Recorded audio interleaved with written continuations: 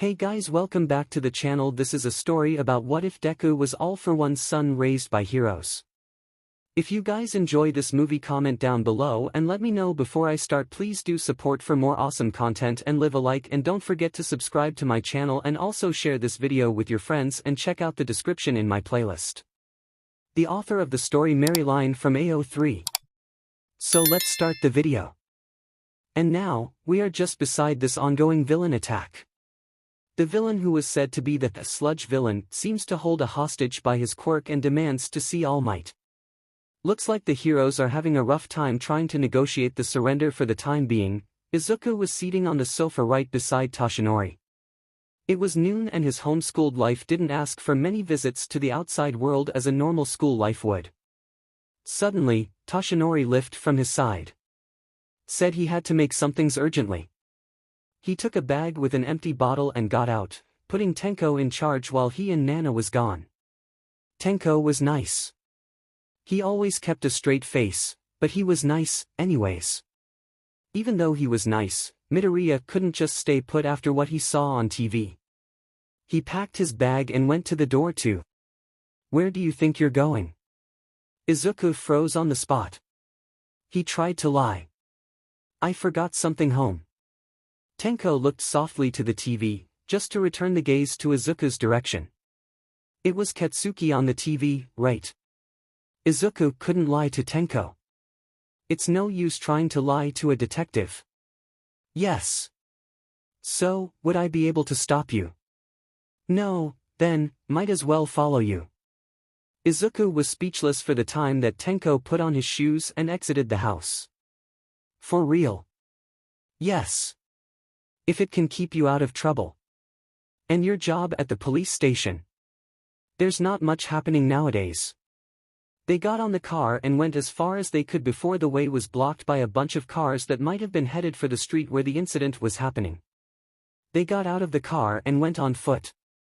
By the time they got on the street, they saw Toshinori paralyzed and an overwhelmed 𝐀𝐦 screaming half as high as present mic, which was impressive. Izuku didn't think twice. He jumped for the rescue, throwing his bag at what seemed to be the face of the sludge, and ran over to 𝐀𝐻's side. As if it wasn't quite dangerous on itself, Izuku took one of the bracelets off his own fist and locked it around somewhat the sludge's fist. Fun fact about Izuku's bracelets: they're retainment bracelets designed out of the policeman cuffs.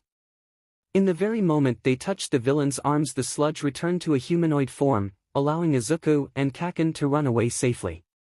They entered an alley and took their breath. Finally, 𝐀𝐻 had the strength and voice to speak. "Deku." Now that Izuku had taken in the question, he understood what 𝐀𝐻 meant. They haven't seen each other since the first grade.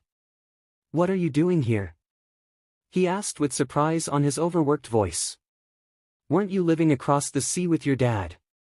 So that's what people were said after we left. Izuku thought. It wasn't so unbelievable though. His mom used to tell people that his father worked abroad. Little did they know what he really did. It doesn't matter. He's somewhere in which he can cause no harm. "Stupid Deku. I'm talking to you." Izuku was torn out of his thoughts just like that. "Sorry, you didn't change any bit." Their conversation had been stopped by the sight of Toshinori, as All Might at his work, behind 𝐀𝐻. His uniform bright and colorful as always. He had in hand an object Izuku knew quite well. After all, it was always by his fist. "Young me, citizen. It's I, All Might." And he lifted the object. "I believe this is yours." Izuku took it reluctantly and thanked Toshinori, even though he knew it was more of a warning than a favor. "And you must be young Bakugo. They talked about your bravery there while being held hostage by that villain. I'm really proud of you." He took the boys to treat any and every wound they might have. Then he bid goodbye to them both and, probably, went over to call Tenko, because right after that, Tenko appeared with his co-worker, Tsukachi. They made some questions about the incident and some other questions specifically to 𝐀𝐻, such as, "Where do you live?" or "What is your age?" or "Did you know the villain who attacked you?"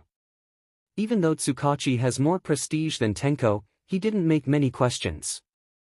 The most important ones came from Tenko.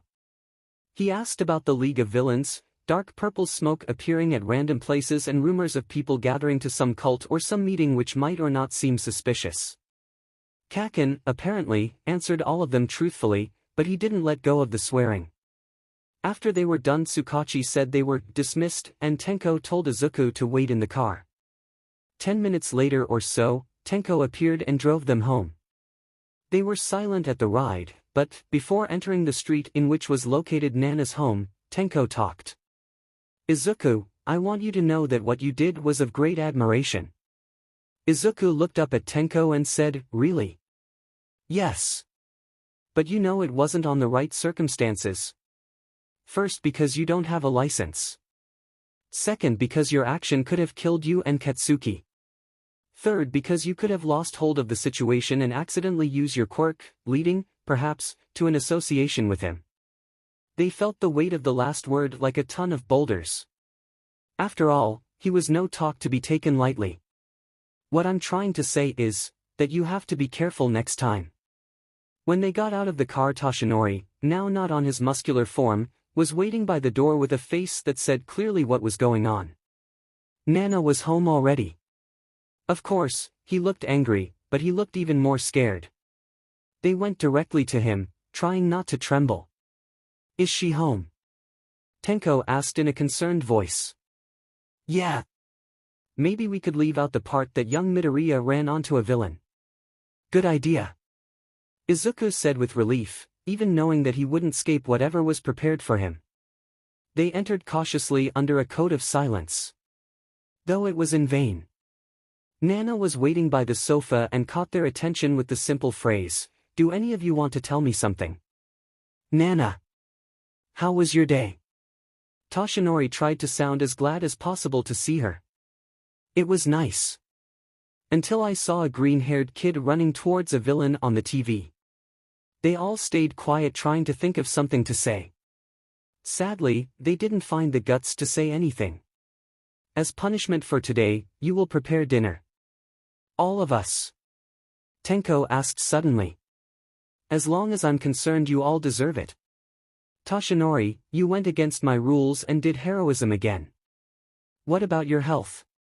Toshinori seemed to shiver at the words. Tenko, you should have stopped him from the very beginning by appearing to work. Tenko didn't seem to react on the outside, but Izuku knew that on the inside he was crumbling down.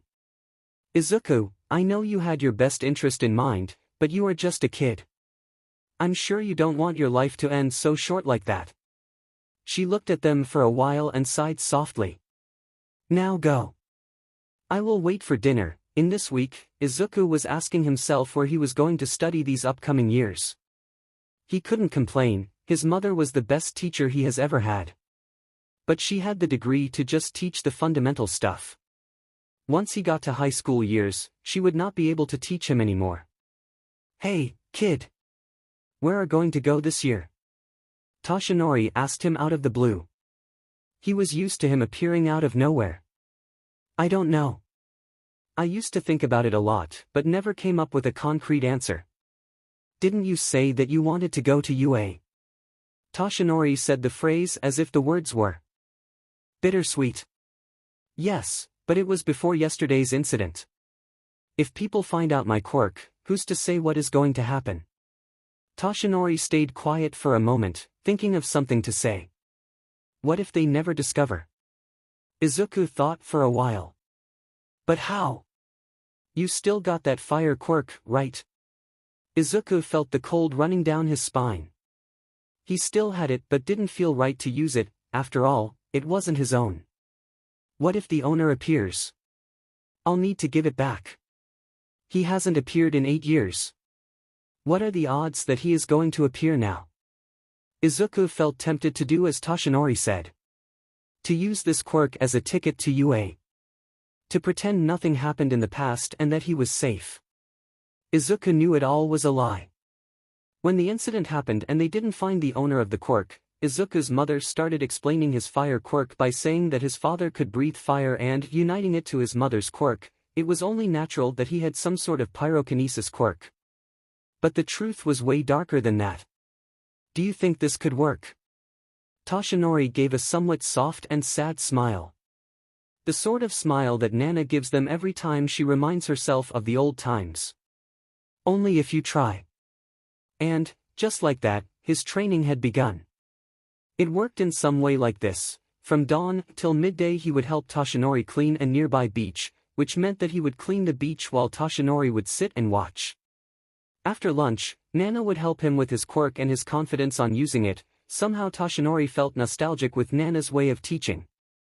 And after 𝐬𝐡𝐤 rested a little, as much as he could considering 𝗳𝗏𝐬's training, 𝗀𝐾𝐦 taught fighting skills and how to survive at least half an hour fighting someone way above your level. Even though the training schedule was simple, his training wasn't all that kind. Just 𝗳𝗏𝐬's exercises were the necessary to knock him out of the game.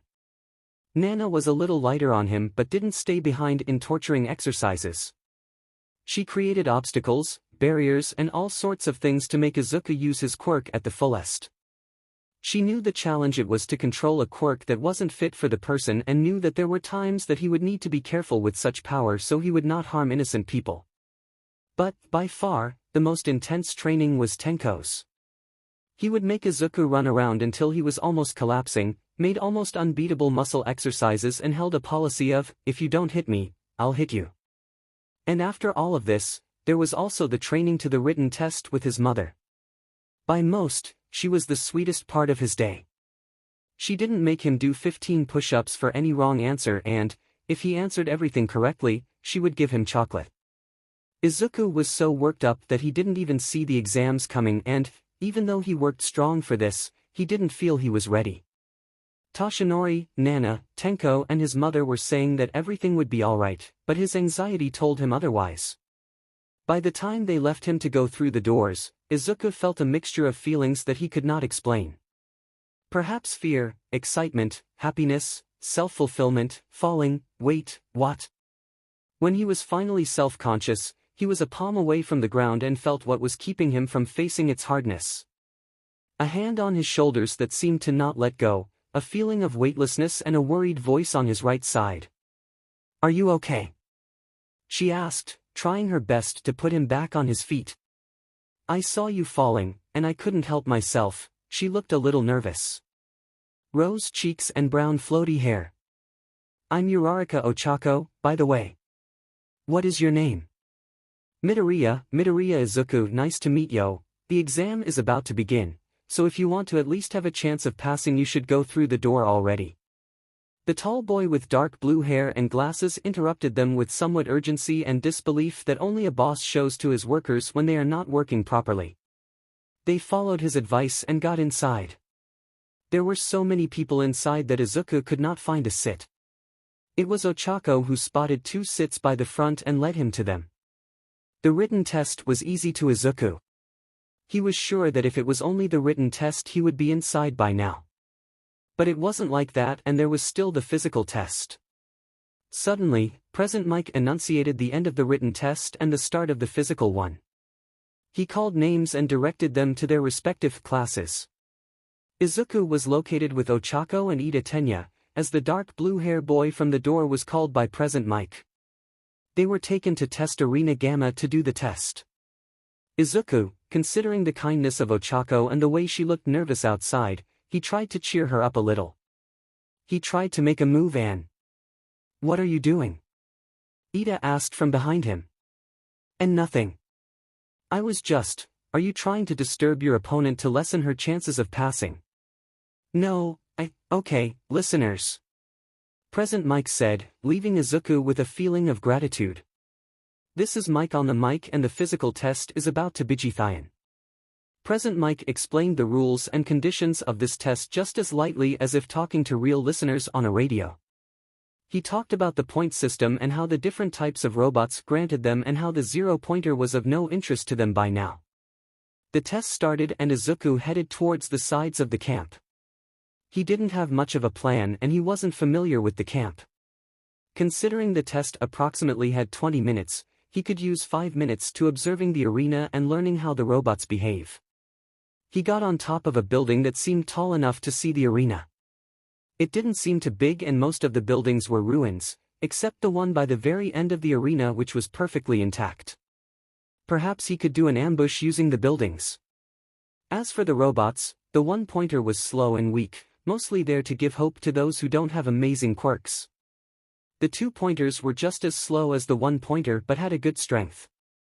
Kids punched by this one already started showing bruises. And there were the three-pointers which didn't lack strength nor velocity. No wonders just the boldest were going big. 𝐬𝐸 went downstairs. He had a plan, or something near it. The only robot that had advantage in speed was worth 3 points. If he could just pull up a trap on one of the buildings and attract one of those robots, maybe even ride it to attract others to the same trap. He started his plan in the exact same building he was in. Made a trap with the collapsing walls and a structural beam that was almost giving on its own weight. 𝐬𝐸 was surprised the building didn't collapse when he went upstairs. He just needed something to prevent the robots from changing directions. There was nothing to make the floor slippery. At the moment he thought this, a boy about his age with an enhancement quirk destroyed a robot that started leaking some sort of oil. Since what remained of the robots was left behind, the slippery floor was no longer a problem. He took lots of the oil and passed it on the floor. Now he just needed a 3 points worth robot to pass by. It was faster than he thought it would be. The robot came charging like it had BLD in the eyes, which 𝐬𝐸 knew it hadn't. Getting on top of him wasn't that difficult as well, but 𝐬𝐸 couldn't help but think that the shock between the two was too strong and untamed. But he had stuck to the plan. He tried to think of a way to make the robot turn. He tried to burn the ground where the robot would step. It worked, but it wasn't very efficient. He didn't think this all took much time, but he got anxious when he heard President Mike announce that there was 5 minutes left and they were releasing the zero-pointer. He was almost in the main street when he heard the rumble coming from the only intact building in the whole arena. It was huge. From the size of the building that it destroyed.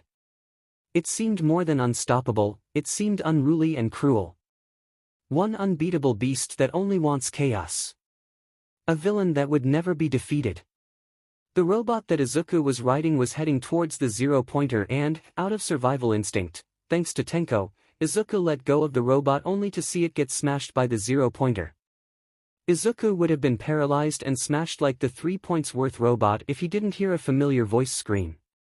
Turning to see who had made the sound, he noticed Ochako pinned to the floor right in the front line. 𝐬𝐸 didn't think. He felt like the time that 𝐀𝐦 was caught by the sludge villain. After this he could just feel broken bones, burnt skin and a sensation of falling to the abyss. When 𝐀𝐦 came to take him home, she looked worried. He was told that when the zero-pointer came, he went directly to it. Burning fist and an undeniable courage. The medical assistants told that the fire was so hot that melted the core of the zero-pointer. "Gee, kid." One of them started. "Why did you run to it like that?" Ochako was there. 𝐬𝐸 answered with certainty. She was stuck. All right. That's enough." The old, tiny woman with a hero costume came closer and, as she his forehead, he felt a delicate and sweet warmth clothe him like his mother's hot chocolate on winter. Suddenly, his wounds didn't feel all that bad, but he felt as if he had run 3 great marathons non-stop. "So, let me explain what happened," the healing hero suggested, as if obligating us to hear what she had to say, which probably she was. "Your boy saved one of his companions and on the process burnt his arm and broke all the bones on his right arm, the right side of his collarbone and 2 of his ribs. Luckily for him I was nearby. Worked wonders on his skin, but his bones will take some days to recover fully." 𝐀𝐦 looked as if she didn't know whether to ease his pain with soft words or if to lecture him that what he did was unacceptable.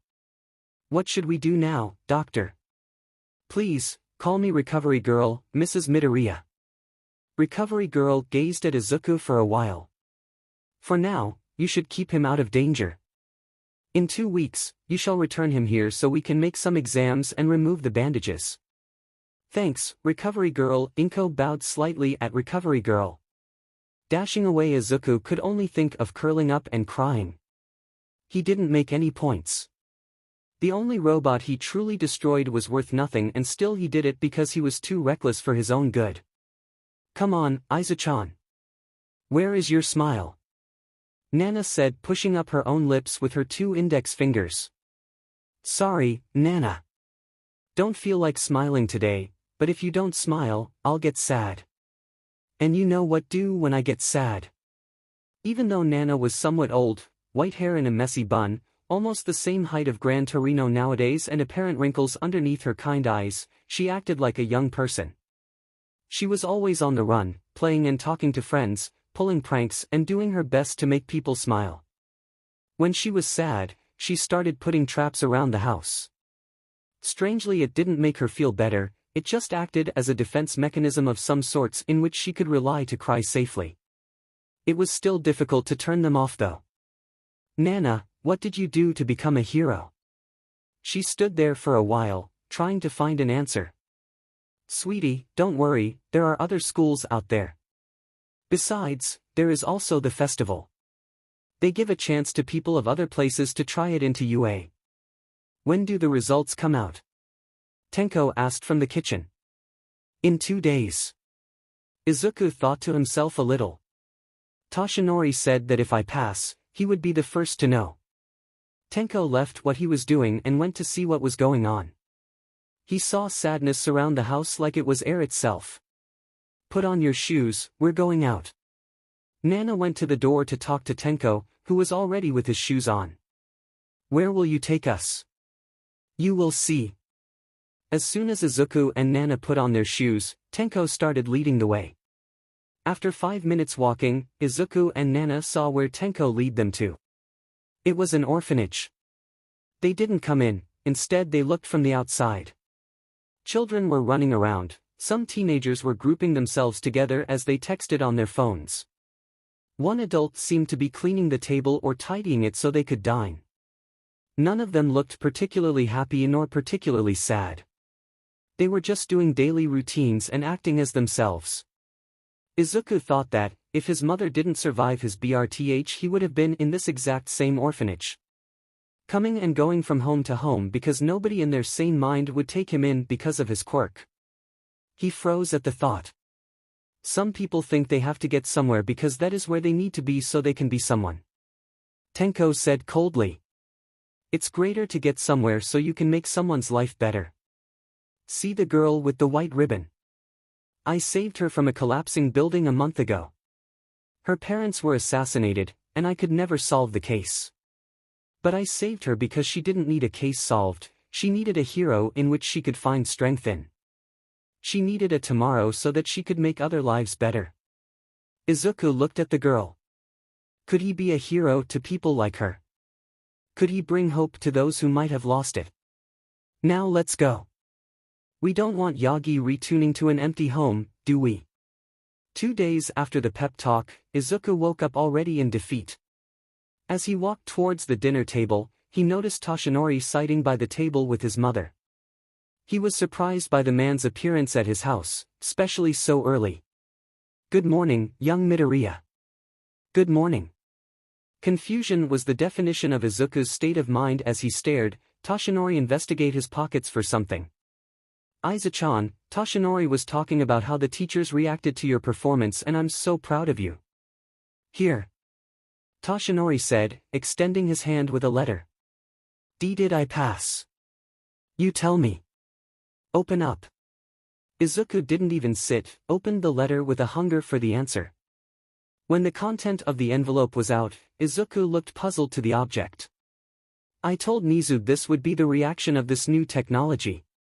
This is a macro computer, although it's simply a smartwatch with hologram tech. He looked at the object and pointed to its left side. Turn it on.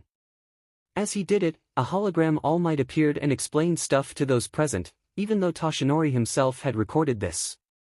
He told about how Izuku got in because of rescue points, how Ochako tried to help him by sharing her points with him, and when classes were to begin.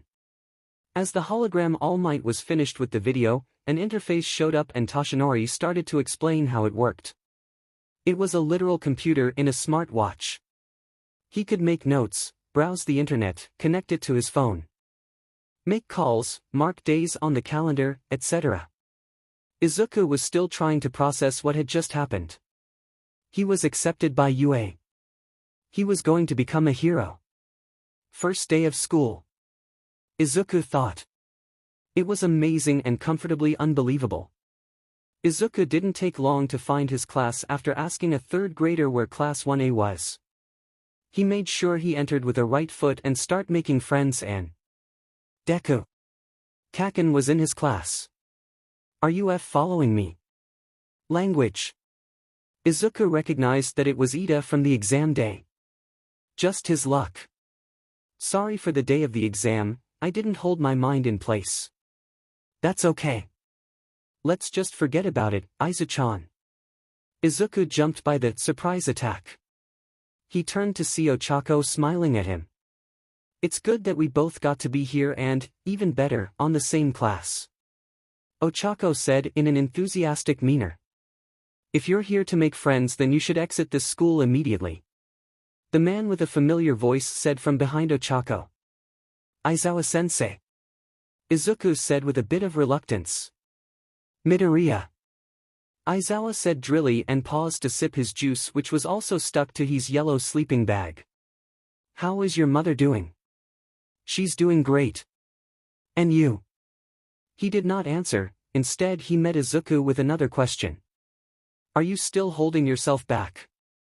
I believe not. They looked each other for some time. That's what I will see. He said with a careful examination. Everyone, we are going to have a quirk test, so put your gym uniform and head to the arena Sigma. He got out of his sleeping bag and gazed the students once more. We will see if anyone gets expelled today. 𝐬𝐡𝐤 was trembling. From the day he met Aizawa Shota, 𝐬𝐡𝐤 knew he wasn't the type to play nice, let alone change his mind after he made it up. Aizawa explained the quirk test. It was more of an escaping exercise than a quirk test. 𝐬𝐡𝐤 guessed it was because the man knew his quirk would be mostly useless for any type of normal exercises, just as much as Aizawa's quirk was useless to the same thing. The two of them were ones to rely on their physical strength and battle strategy to get advantage over their opponents. They were working in pairs. One would be inside a jail with their quirk retained by Aizawa while the other should stop Aizawa's gaze for long enough to their mate's escape. The last thing he said before putting everyone together was, if anyone fails, they will be expelled. It froze 𝐬𝐡𝐤 to the very core. He got to UA just to be expelled on the very first day. Aizawa paired, by lottery, people together, Kota Koji with Tokoyami Fumikage, Shiro Hanta with Azuitsuyu, Ashido Mina with Midoriya 𝐬𝐡𝐤, Kirishima Ijiro with Sato Rikido, Uraraka Ochako with Bakuga Katsuki, Mineta Minoru with Yaoyorozu Momo, Kaminari Denki with Ida Tenya, Hagakure Toru with Todoroki Shoto, Jiro Kyoka with Shoji Mizo, Aoyama Yuga with Ojiro Mashireo. Everyone was either impressed or disappointed by their pairs, some even cursed over the system. 𝐬𝐡𝐤 could not blame them, he didn't know much about this Bushido. He did not complain about his companion though, he knew that the outside world would pair you with someone who you didn't even know, let alone trust. First was Kota and Tokoyami. Kota would be stuck while Tokoyami would try to give him a chance to escape. Aizawa started the exercise. He would not attack, but he would move around as he pleased. Tokoyami tried just blocking Aizawa's view with his shadow quirk, but Aizawa would just move over, so Tokoyami changed strategy by grabbing Aizawa and redirecting his gaze to the other side. It didn't work as well and Kota could not escape.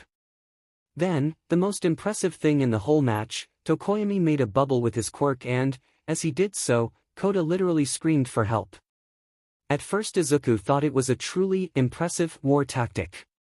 But 𝐬𝐡𝐤 saw what he really did as flock of birds passed by and started flying around the bubble as Tokoyami, seeming to understand the plan, broke it to let the birds in. Aizawa was struggling with the birds flying on front of his vision without fail. By that time, Tokoyami's shadow made a key replica and set Kota free, making them both pass the test. Second was Shiro and 𝐡SUYU. Shiro was held hostage as 𝐡SUYU tried to make Aizawa lose his balance. It didn't seem to work, and time was running out. This was when Aizawa was practically cornered and 𝐡SUYU touched his cheek before his escape from her grasp. Almost immediately he started scratching his cheek exactly where 𝐡SUYU touched. She used this moment to pin him down to the ground and keep him from looking to the cage where 𝐍𝐸 made a tape bungee jump with his prison, breaking the door in a nearby wall and escaping it with some difficulties. 𝐬𝐸 knew this was dangerous to try a plan like this, but considering the circumstances of this test, it would be better to get some scratches than to get out. And just like that, it was 𝐬𝐸 and 𝐈𝐸's turn. And sadly, to 𝐬𝐸, he was the one who had to take her out of there. He knew 𝐈𝐲 and, as such, he didn't want to fight someone that was a babysitter to him. But he had to do so if he wanted to stay in UA. He started with some punches and kicks, just as Tenko taught him, letting 𝐈𝐲 escape of all of them. This is all you have. 𝐬𝐸 thought to himself, is he taunting me? Did he do the same to the others? To show him this was not everything he had, he made a feint pretending to start a kick, go to a punch and finish with a backwards kick, which 𝐈𝐲 wasn't expecting and was kicked directly in the face. Neither 𝐬𝐸 nor 𝐈𝐸 seemed to react, giving 𝐈𝐲 recovery time. He seemed to be satisfied with the outcome and made another commentary. You know, I'm not looking directly at you. Come on, use your quirk. 𝐈𝐲 was taunting 𝐬𝐸. And it was just for the sake of seeing 𝐬𝐸 using his quirk on him. Instead of doing as 𝐈𝐲 said, he stopped. He didn't want to use his quirk. He didn't want to steal anymore. He tried to make his hot head go cold. Hot, he thought. He had a fire quirk and wasn't using it. He had only some chances. He closed in on 𝐈𝐲, punch by punch. When he was close enough, instead of stealing 𝐈𝐲's quirk as he had expected, he made smoke rise from one of his punches, right underneath his eyes that were already too dry for this. He instantly closed his eyes and 𝐈𝐸 used her acid quirk to melt the lock. 𝐬𝐸 passed and the only thing that came out of his mouth was, "Are you okay?" "Yes," he said, a little disappointed on himself. "Now go back to your colleagues or whatever." 𝐬𝐸 didn't want to interrupt the class, so he left it alone. The fourth team was Kirishima and Sato. Kirishima was stuck in a cell while Sato was throwing punches at 𝐈𝐲, but the teacher didn't seem to mind much. Sato was so exhausted that his last resort was to grab 𝐈𝐲, that didn't try to dodge and was now facing the wall instead of Kirishima. 𝐬𝐸 was asking himself if he hurt 𝐈𝐲 or if the fact he didn't do as 𝐈𝐲 expected had lowered his self-esteem. Then he remembered 𝐈𝐲 taunting him, thing that he didn't practice in other students. Was he taking it easy in students as they were deemed weak? Was he only tired out by Sato's movements? Kirishima escaped with his hardening quirk, ending the battle. The fifth pair was Ochako and Bikugu. 𝐬𝐸 knew them both, so he was cheering for them silently, but knowing them there was no way they would fail. And with their fight, his theory was proven to be right. 𝐈𝐲 was taking it easy on some students and strong to others. As 𝐀𝐦 set his explosions by his punches and kicks, 𝐈𝐲 escaped with more urgency, as if 𝐀𝐦 was the prole of a villain, not 𝐬𝐸. Of course, even though 𝐀𝐦 didn't land a solid hit as 𝐬𝐸 did, the smoke from his explosions had the same effect as 𝐬𝐸's borrowed flames. 𝐈𝐲 closed his eyes to recover from the dryness and Ochako-chan lifted the cell and let it fall on the spot, breaking the door's lock. Next was Mineta and Yaoyorozu. 𝐬𝐸 was excited to see what a recommended student could do. Mineta was waiting for Yaoyorozu to free him from 𝐬𝐲's glare. Yaoyorozu seemed to pull an item out of her skin and threw it at 𝐬𝐲, who ran away with ease. But as it turned out, it was a gas bomb. It took more time for Mineta to get out of the jail than to Yaoyorozu stop 𝐬𝐲's quirk. Mineta bounced around in his cell until it gave in to his bounces. 𝐬𝐸 was still asking himself if it was a jump quirk or something like that. He could not see much from his position. And Yaoyorozu's quirk was what really made him surprised. Was it a warping quirk that allowed her to warp things through her skin? 𝐬𝐸 hoped not, it reminded too much of a friend of his. Was it a creation quirk? If the last option was true, then she would be the most versatile person in the whole class. 𝐬𝐸 started muttering to himself about possible drawbacks and weaknesses of her quirk. What powered it? How she trained it? The possible uses of such power. When 𝐾𝐦 shouted him back into reality, he realized Kaminari and Iida's battle was already over. Seemed like Iida, inspired by Yaoyorozu's bomb, made dust rise around Aizawa while Kaminari electrified the lock, making it open. Then it was Hagakure and Todoroki's turn.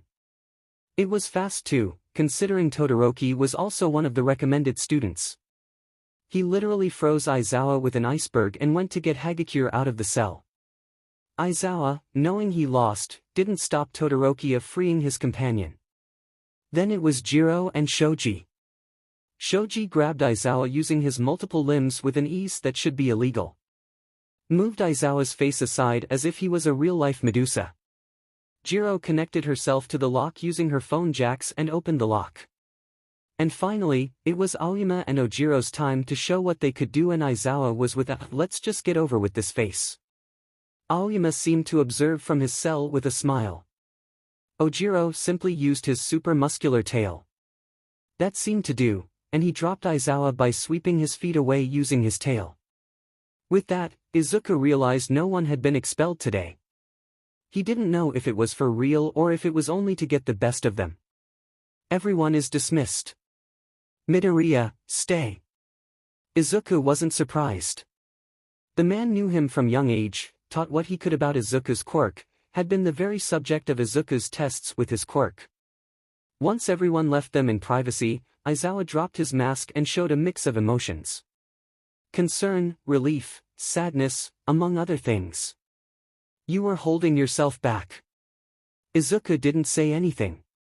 He didn't have anything to say. What could he say? Sorry. Is it because of what All Might told you about your father? Izuku felt his heart ache. I don't want to talk about it. Not yet. Aizawa didn't look away as if using his quirk on him, not to incapacitate, but to protect him from harm. Izuku, you are not your father. He looked a little longer before speaking. You are Midoriya Izuku. It's up to you, say what that means. Izuku took in the words with difficulty, as if they were not meant for him. Thank you, sensei. Now go. Aizawa said, returning to his stone face mask. Otherwise you'll get late. After some days inside UA, Izuku couldn't help but notice that UA was normal except their teachers were professional heroes. But things got interesting when Toshinori, in his All Might persona, entered the door, impressed by the fact he was coming through the door like a normal person. He told everyone to change into their hero costumes and move to ground beat. Izuku stopped on the way because of his surprise to see his friend again. Thought you were only going to teach to third graders. Changed my mind. Especially after you passed. And did you find what you were looking for? All Might stood looking at the students exiting, and when it was only the two of them, he confessed. I don't know. I followed Mirai's recommendation, but I can't help but feel Mirio's not the person for One for All. Don't get me wrong, the boy is amazing, but he's not what you're looking for. Izuku offered. Yes. All Might stopped for a while. Maybe I'm just being selfish by wanting to continue my career as a hero. Or you're just not ready. Yeah. He looked lost, not only in thoughts but in problems and misleads. Izuku hated to see All Might like that, like he was helpless, which he wasn't. Once Izuku tried helping him find someone, it didn't end well. Now go on, Midoriya. After all, the class must go on. I think it was, the show must go on, but okay. Izuku went to the locker room to get dressed. There wasn't anyone there except Izuku and 𝐾𝐦 by now. He started taking off his uniform. Deku. Izuku jumped at 𝐾𝐦's voice. He thought of explosions and burns that took a while to recover completely. Yes, 𝐾𝐦. What the F is going on? Izuku thought for a while. The 𝐾𝐦 he knew didn't care for anyone nor anything. What do you mean? Izuku said, putting on the costume his mother made for him. Green jumpsuit, gauntlet cotton gloves and his red sneakers. His jumpsuit had a hoodie and turtleneck. To finish the look, he had a glass-like visor which kind of reminded him of Hawk's glasses. There was also his belt, but he was going to put it on later. You know what I mean. You disappear, return, pass into UA and acts like 𝐓𝐻𝐵uds with the pros. You left me. 𝐀𝐦 said, taking anger out of his chest. And now you're acting as if you have a fire quirk. Don't you think I already know the truth? Your mother told you. Of course, my mom told me. You wouldn't have the guts to tell me. Please, don't tell anyone, I won't, shitty Deku. You think I'm what? F4. Thanks. I'm not doing this for you. He said, blushing. It's not Auntie's fault if you couldn't even be born with the right quirk. Now let's go. He said, offering a hand to Izuku. As Izuku took it, they exited the room ready for battle. Oh, Heartsuit, the exercise would be simple. There would be 2 teams of 2 people each, a villain team and a hero team. If the villains captured the heroes or guarded the nuke for the duration of the test, 20 minutes, they won. If the heroes retrieved the nuke or captured the villains, they won. The teams were picked by lottery, again Team 1, Aoyama and Tsuyu, Team 2, Tokoyami and Kirishima, Team 3, Uraraka and Shoji, Team 4, Kaminari and Mineta, Team 5, Sato and Koda, Team 6, Yaoyorozu and Shiro, Team 7, Todoroki and Ida, Team 8, Hagakure and Ojiro, Team 9, Ishido and Midoriya. How did this happen again? Team 10, Bakugo and Jiro. Then All Might said he would call Team Hero and Team Villain, respectively, for them to prepare themselves. Team Hero, 9, just my luck. Izuku thought. Team Villain, 8, Izuku turned to face them. A boy with an incredibly muscular tail and a pair of floating gloves. Hey, I'm with you, again. Izuku turned, jumping at the words. He saw the pink-skinned girl smile at him lightly. I'm Ishido Mina. You are. Midoriya, right. Izuku just nodded. Can I call Midori-chan, then? Izuku nodded again. Not that Izuku was timid, but the girl was exciting in a way he couldn't keep up to. They talked while going to their starting point. Ishido talked, Izuku listened. She asked him to call her Mina. Getting to the starting point, Izuku made some questions about her quirk to plan a way to win. Well, I can produce and control acids. I can control its solubility and viscosity. There is not much to it though. Even though her comment about her own quirk, Izuku thought how cool it was to be able to literally create and manipulate acids at will.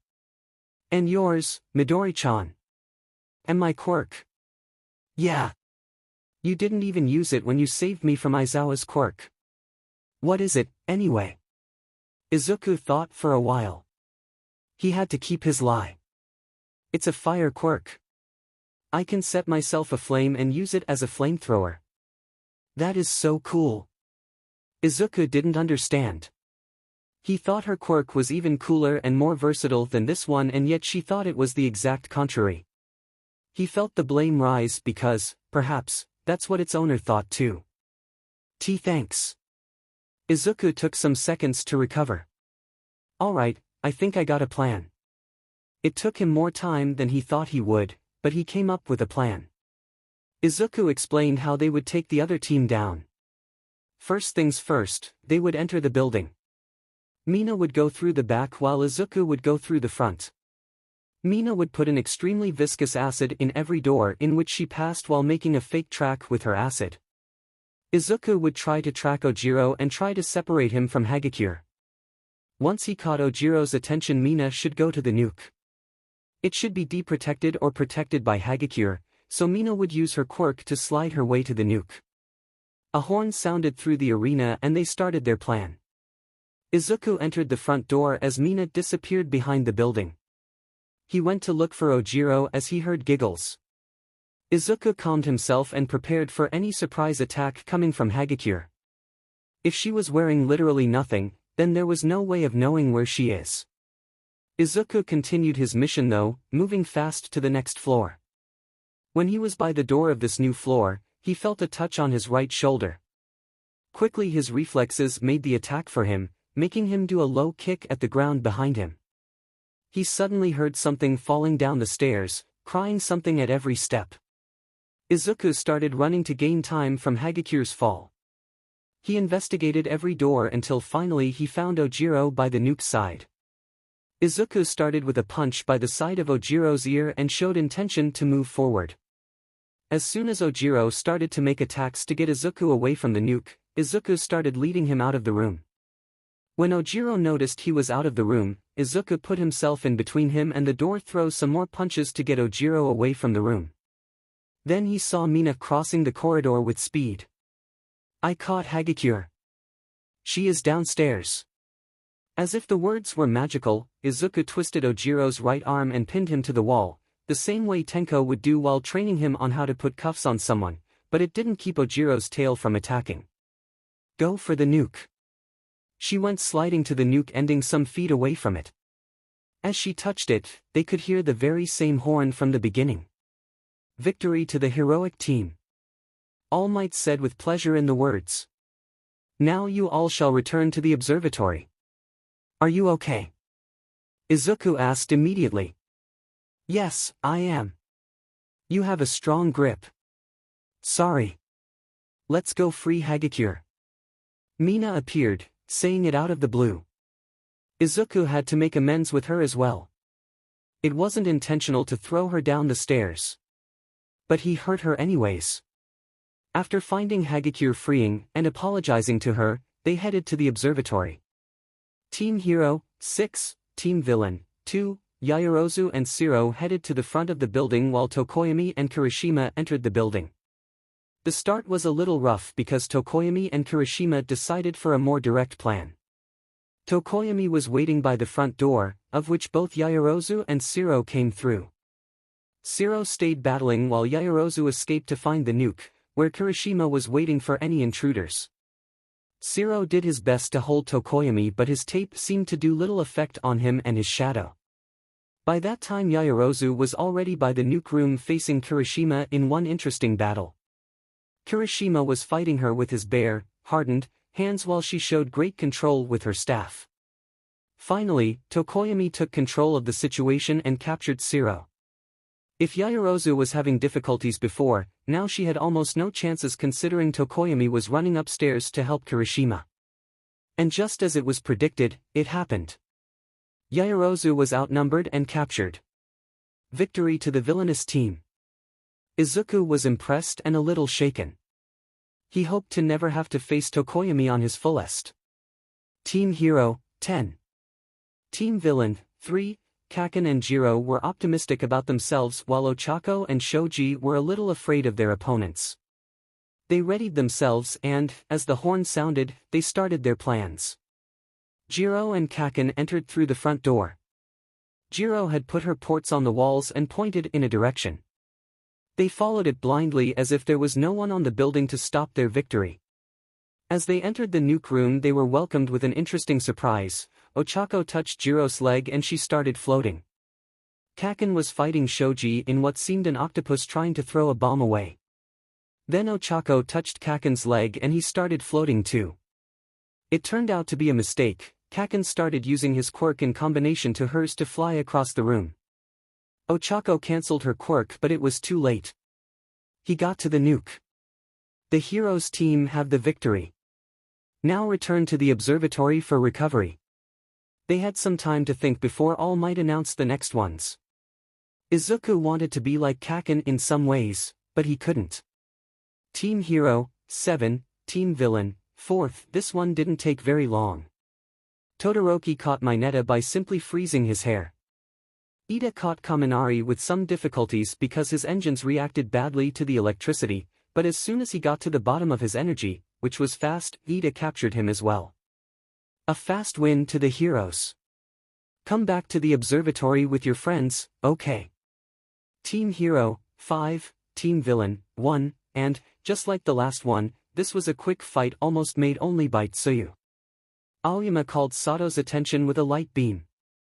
As Sato left Koda's side, 𝐡𝐤 was able to imprison Koda and go help Aoyama. Sato already had done some damage to Aoyama, but 𝐡𝐤 grabbed Sato by his back and imprisoned him as well. Well, that was quick. And victory goes to the villains.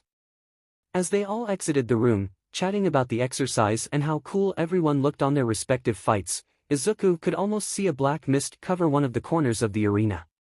𝐬𝐡𝐢 tried to exit the room as fast as he could with the crowd. He didn't want to talk to 𝐀𝐦. Not now. Not like this. Not after what happened. But 𝐬𝐡𝐢 knew he would have to forgive him someday. He had to. /__/Aizawa was having a good day. He had a good night of sleep, considering his job and his cats. He saw improvement in his students already. He talked to Yamada without hurting his ears too much. Yes, the day was good. Until now. Shota. Aizawa would never be ready to hear this voice, let alone see the face of the man who called it his own. As Aizawa prepared himself, he turned saying, 𝐀𝐦. I'm sorry for making a visit out of the blue, but I had to warn you, spill it out. Aizawa said coldly at the man in a thick black fog. All for one has gathered new people around. One of them seems to be promising. And they plan to attack UA. The words cut Aizawa deep, like a knife of betrayal in his back. When?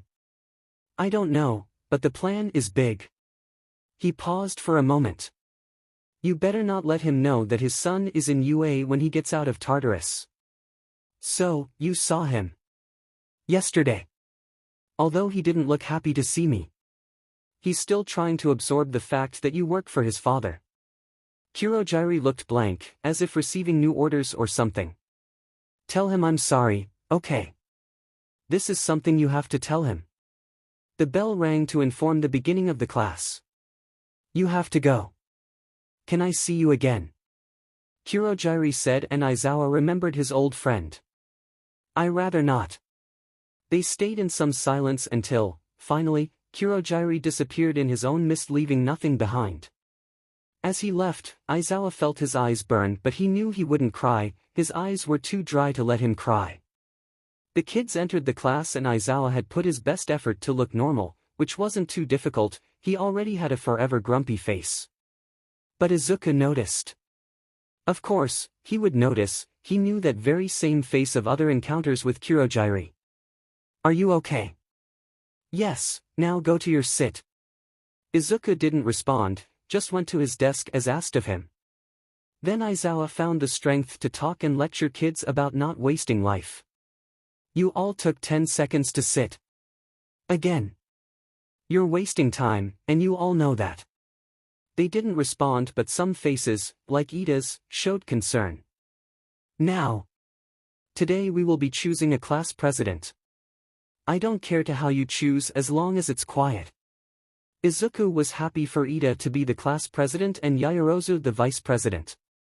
Even though 𝐬𝐡𝐢 felt nice to be responsible for something, he knew firsthand what power could become in hands like his. And besides, he didn't want to drag too much attention. 𝐬𝐡𝐢 was lunching with Ochako, Ida and 𝐀𝐦. 𝐀𝐦 was more of a pity case. Everyone was avoiding him for always screaming and cursing a lot, so 𝐬𝐡𝐢 asked his friends if 𝐀𝐦 could eat along with them. They accepted reluctantly.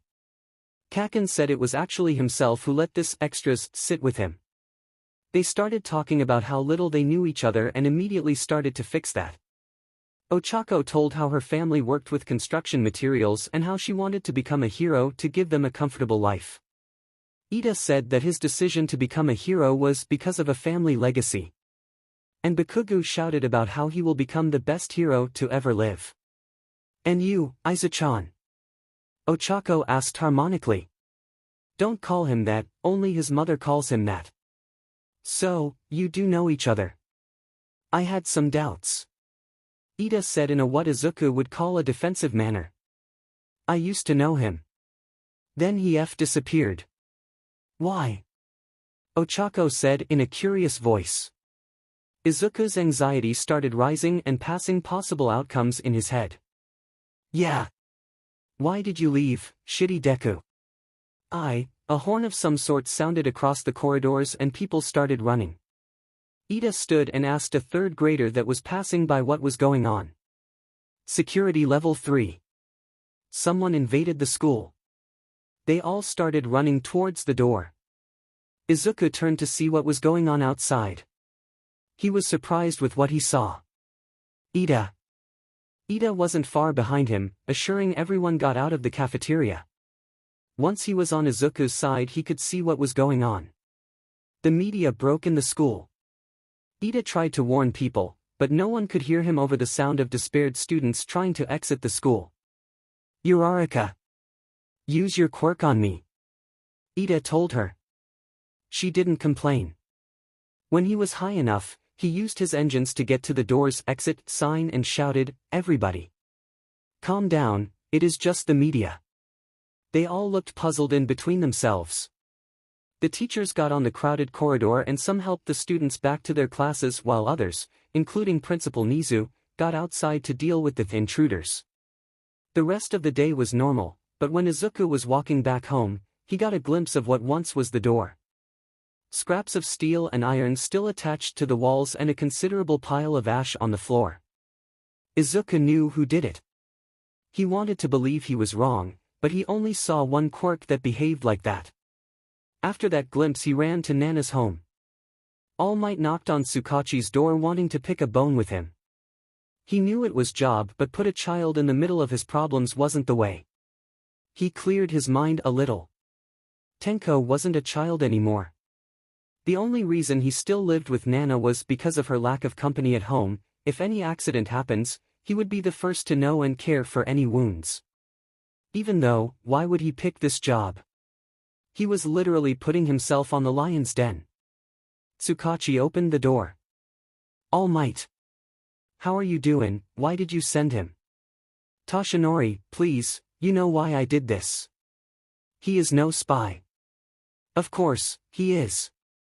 He can put a straight face better than Eraserhead. Even better, he can emulate his emotions independently of his true feelings. He's the perfect spy and you know it." "What about his grandmother?" "We talked to her." All Might thought for a minute, trying to get Tsukachi to understand the whole picture in some way. "We sent Midnight yesterday." "What?" "She is inside the League of Villains right now as a spy for the heroes."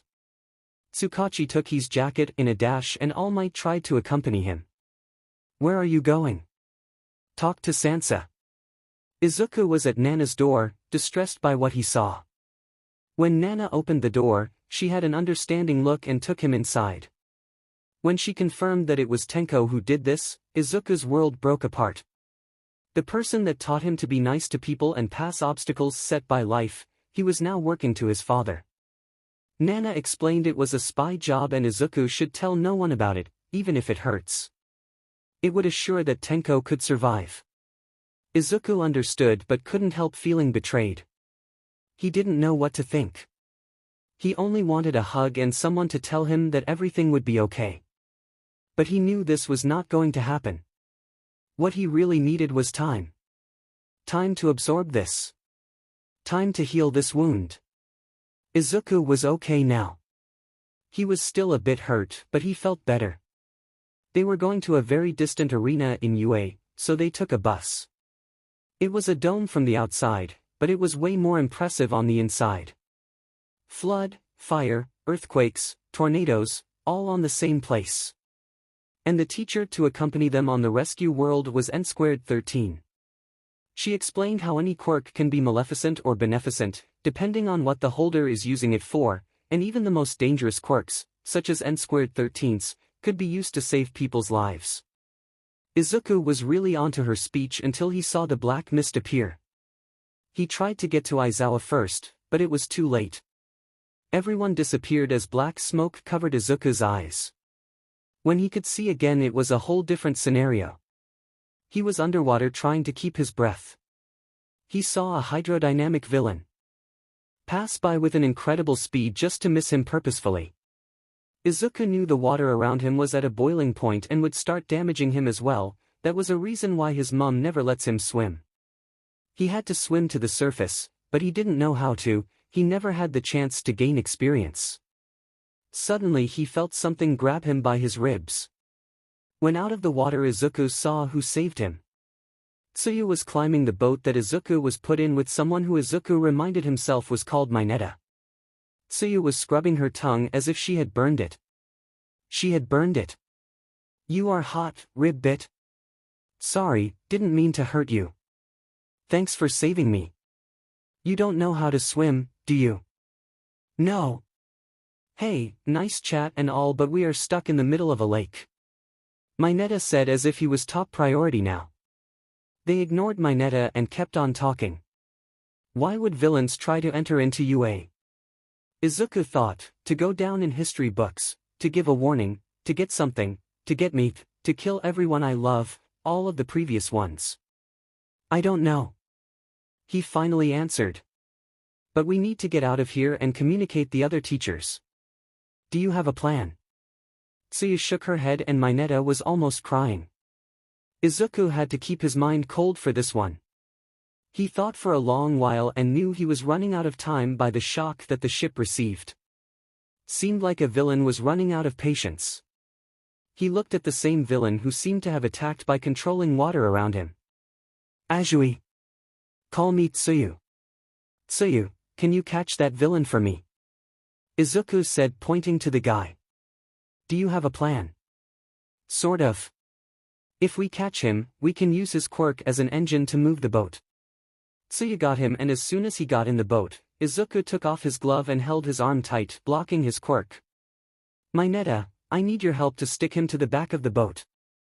As Mineta did so, he asked 𝐀𝐦 and Mineta to go to the deck and change the direction of the boat if needed. When they both left, the villain seemed to take notice of what happened. What did you do with my quirk? The villain asked, a little troubled. I only blocked it, so you won't cause any problems. So, you're like that underground hero you call a teacher. Oh, believe me, I'm worse. The villain shivered. Izuku didn't have time for that. He forcefully activated the villain's quirk without taking it. He didn't feel any different from when he stole a quirk, and it was awful, but he didn't have another choice. He controlled the way the water behaved with ease to move the boat to the shore with a fashionable speed. He couldn't deny, he liked this quirk. But it wasn't his. None of them would ever be his. He would be better off quirkless. He shoved the thoughts back to the bottom of his head. They had got to the shore.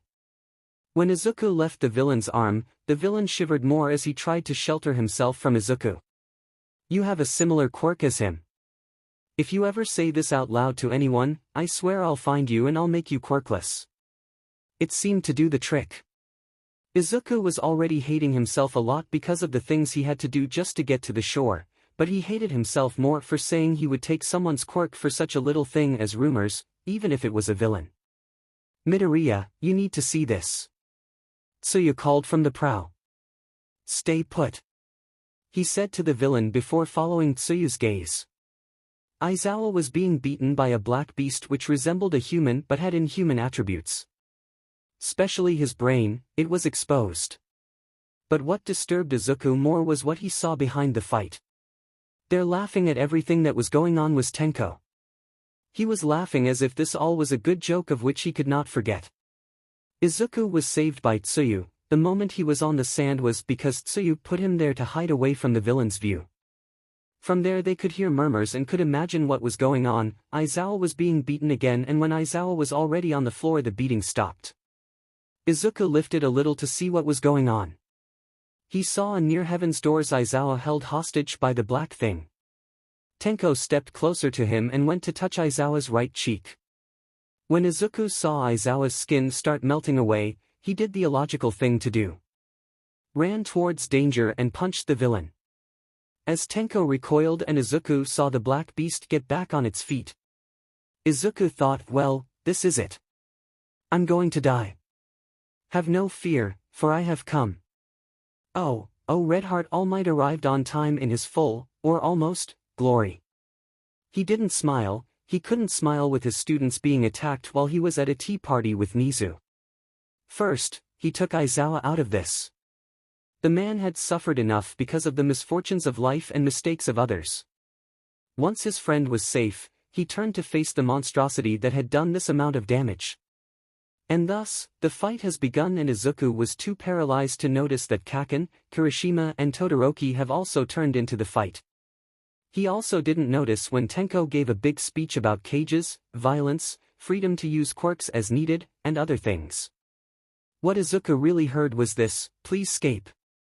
But All Might, I have made you all stand for long enough. Take Aizawa out of here. This is my battle. Izuku understood what he meant. He ran towards Aizawa and the others followed him after clearing their confusions out of their heads. All Might was tuckered out by this fight with the 𝗔𝐬, as Tenko had called it. But he had to save the kids. He had to give his all. And if his all wasn't enough, he would give more than 100%. And so, it was done. After he got that 𝗔𝐬 on orbit with the Earth, he could not even rest once he saw an upcoming threat from 𝗀𝐻𝐸. If Tenko was surprised with the Mist Man appearance, he didn't show it. Soon the tread meant nothing because of the arrival of the other teachers. Snipe shoot straight to 𝗀𝐻𝐸's void and to Tenko's left shoulder. This isn't over. Tenko shouted as if he really meant it, but to be honest, All Might couldn't recognize Tenko without his everyday makeup to hide all his allergy scratches. He didn't recognize the boy he was reluctant to help when Nana asked him to. He only saw this spy who was doing a really good job pretending to be a villain. All Might fainted to the ground as 𝗀𝐻𝐸 took Tenko away. He didn't see, let alone understand anything that was going on around him. Flex biceps, oncoming fist. On the next day Izuku went to school finding it difficult to keep his head cool. He had just been in a fight with real villains. In a fight with Tenko. What made him sadder was the fact that Aizawa didn't even take a break to recover. Instead he attended school in a cloth of bandages that covered every part of his body. Today we are going to discuss about the sports festival, he said in his normal grumpy voice. Students were suddenly talking about how this was an actual school and how normal it looked. They couldn't help but talk about how cool it would be to win the festival. Izuku wanted to win too, but he knew it wasn't for him. He would get more problems if he did so. But he needed a hero to notice him and try to get some status and experience. What should he do? Ring in equal to. Toshinori didn't believe what he was doing. He had been strong for all this time, but after that battle he noticed his strength slip away like sand on an hourglass. He had to do it, for the sake of his students. He knocked on the 3BS door and opened it carefully. Excuse me, may I borrow Togata Mirio for a while? Cementos looked a little puzzled but didn't deny his request. Taking Togata to a more private room, Toshinori made some questions to him. Such as, how are you, how long do you know Sir Knight, what is your quirk, why do you want to become a hero? Togata was pretty nice and answered all his questions with a smile on his face. He could understand why Mirai had recommended the boy. He was almost flawless. The perfect fit for a symbol of peace. The perfect fit to one for all, as Mirai had called him. Togata, if one day people needed you to be a perfect replacement for me, would you become the #1 hero for the sake of our nation? Togata's smile faltered and he showed concern. Why? Are you retiring? Toshinori tried to keep his hero form. He was tired, yes, but he could not give up in front of Togata. No. It's just hypothetical. I don't know, there are so many good heroes more experienced than me out there, but if people needed it, I would try my best. Toshinori seemed more relieved after that. The future could be secured. Find me in this address this weekend at 9 a.m. Toshinori gave Togata a piece of paper and left the sofa. Have a great day, Togata. He exited the room in a hurry to just let go of his current form and pretend everything would be fine. Togata didn't know what to expect from All Might's meeting. He did not know the hero very well, but Sir Knight always said amazing things about him. Togata knocked on the door and waited from a safe distance. Soon he saw an old lady half his size, or less, open the door with a smile. Hi, I came here for a meeting with All Might. Finally. The woman said, showing excitement. Come in, I'll get you tea while he isn't here. He entered the small and calm household. He felt warm, protected within the walls, but he also felt sadness in the air, like someone went to war and never returned, leaving their empty places behind. Izuku. Come downstairs, we have a visit. Togata saw the boy running downstairs. He was short, perhaps 150 centimeters tall, had a dark green hair and emerald eyes, his face covered in freckles. He wore a t-shirt that read sweatshirt and jeans. What impressed Togatta was the boy's bracelet. Looked to have a complex mechanism inside. "Good morning," he said to both Togatta and the old woman as he went to help her. "So, you're the chosen one. Izuku." The old woman repressed, taking the tea box to the table. "Sorry. What is your name?" Togatta Mirio. "I'm Midoriya, but you can call me Izuku." "So, how does it feel?" Izuku. Sorry, he said, putting his hands on the air. "Excuse him. He has always been excited to know you. You are all he could hear from All Might. All Might lives here." "No, but he visits every day," she said with a proud look on her face. There was a knock on the door. "Shall I open it, Nana?" Izuku said, reluctant. She looked to him attentively. "Knock yourself out." Izuku seemed relieved at the words and went to the door. As he opened, Togatta could see a familiar figure on the outside. "Hello, there, young Midoriya." "Hi, All Might. Togatta is here." "You're late, he's my student now," the old woman said, holding some laughs. "But you already had a student. Can't I have my own?" "Just kidding. Go on, do your worst with the kid. I'm going to train Izuku for the sports festival." "You're from the heroes department too?" Togatta asked with excitement. "Yeah. But I don't think I'll win." "With all this optimism already?" the old woman said, making a face as if her tea was too sour for her taste. "This way no hero will try to put you in internship.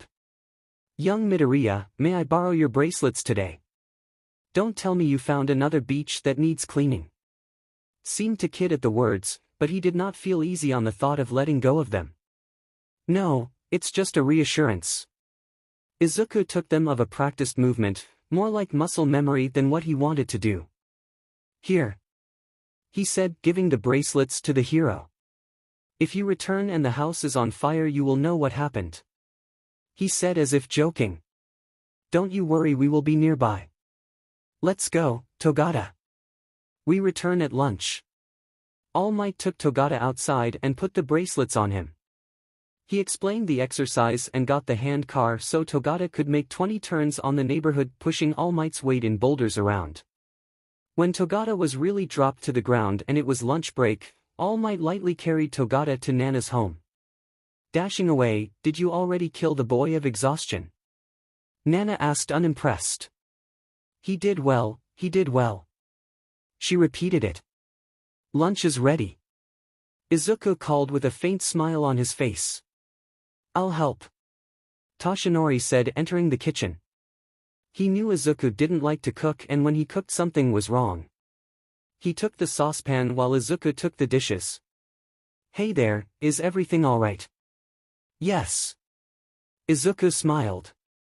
"Why wouldn't be? I know you wanted to hold one for all so badly, but..." Toshinori lost his words again. They had this conversation before and they both got out of it really hurt. "That's okay. I was not the best match anyways.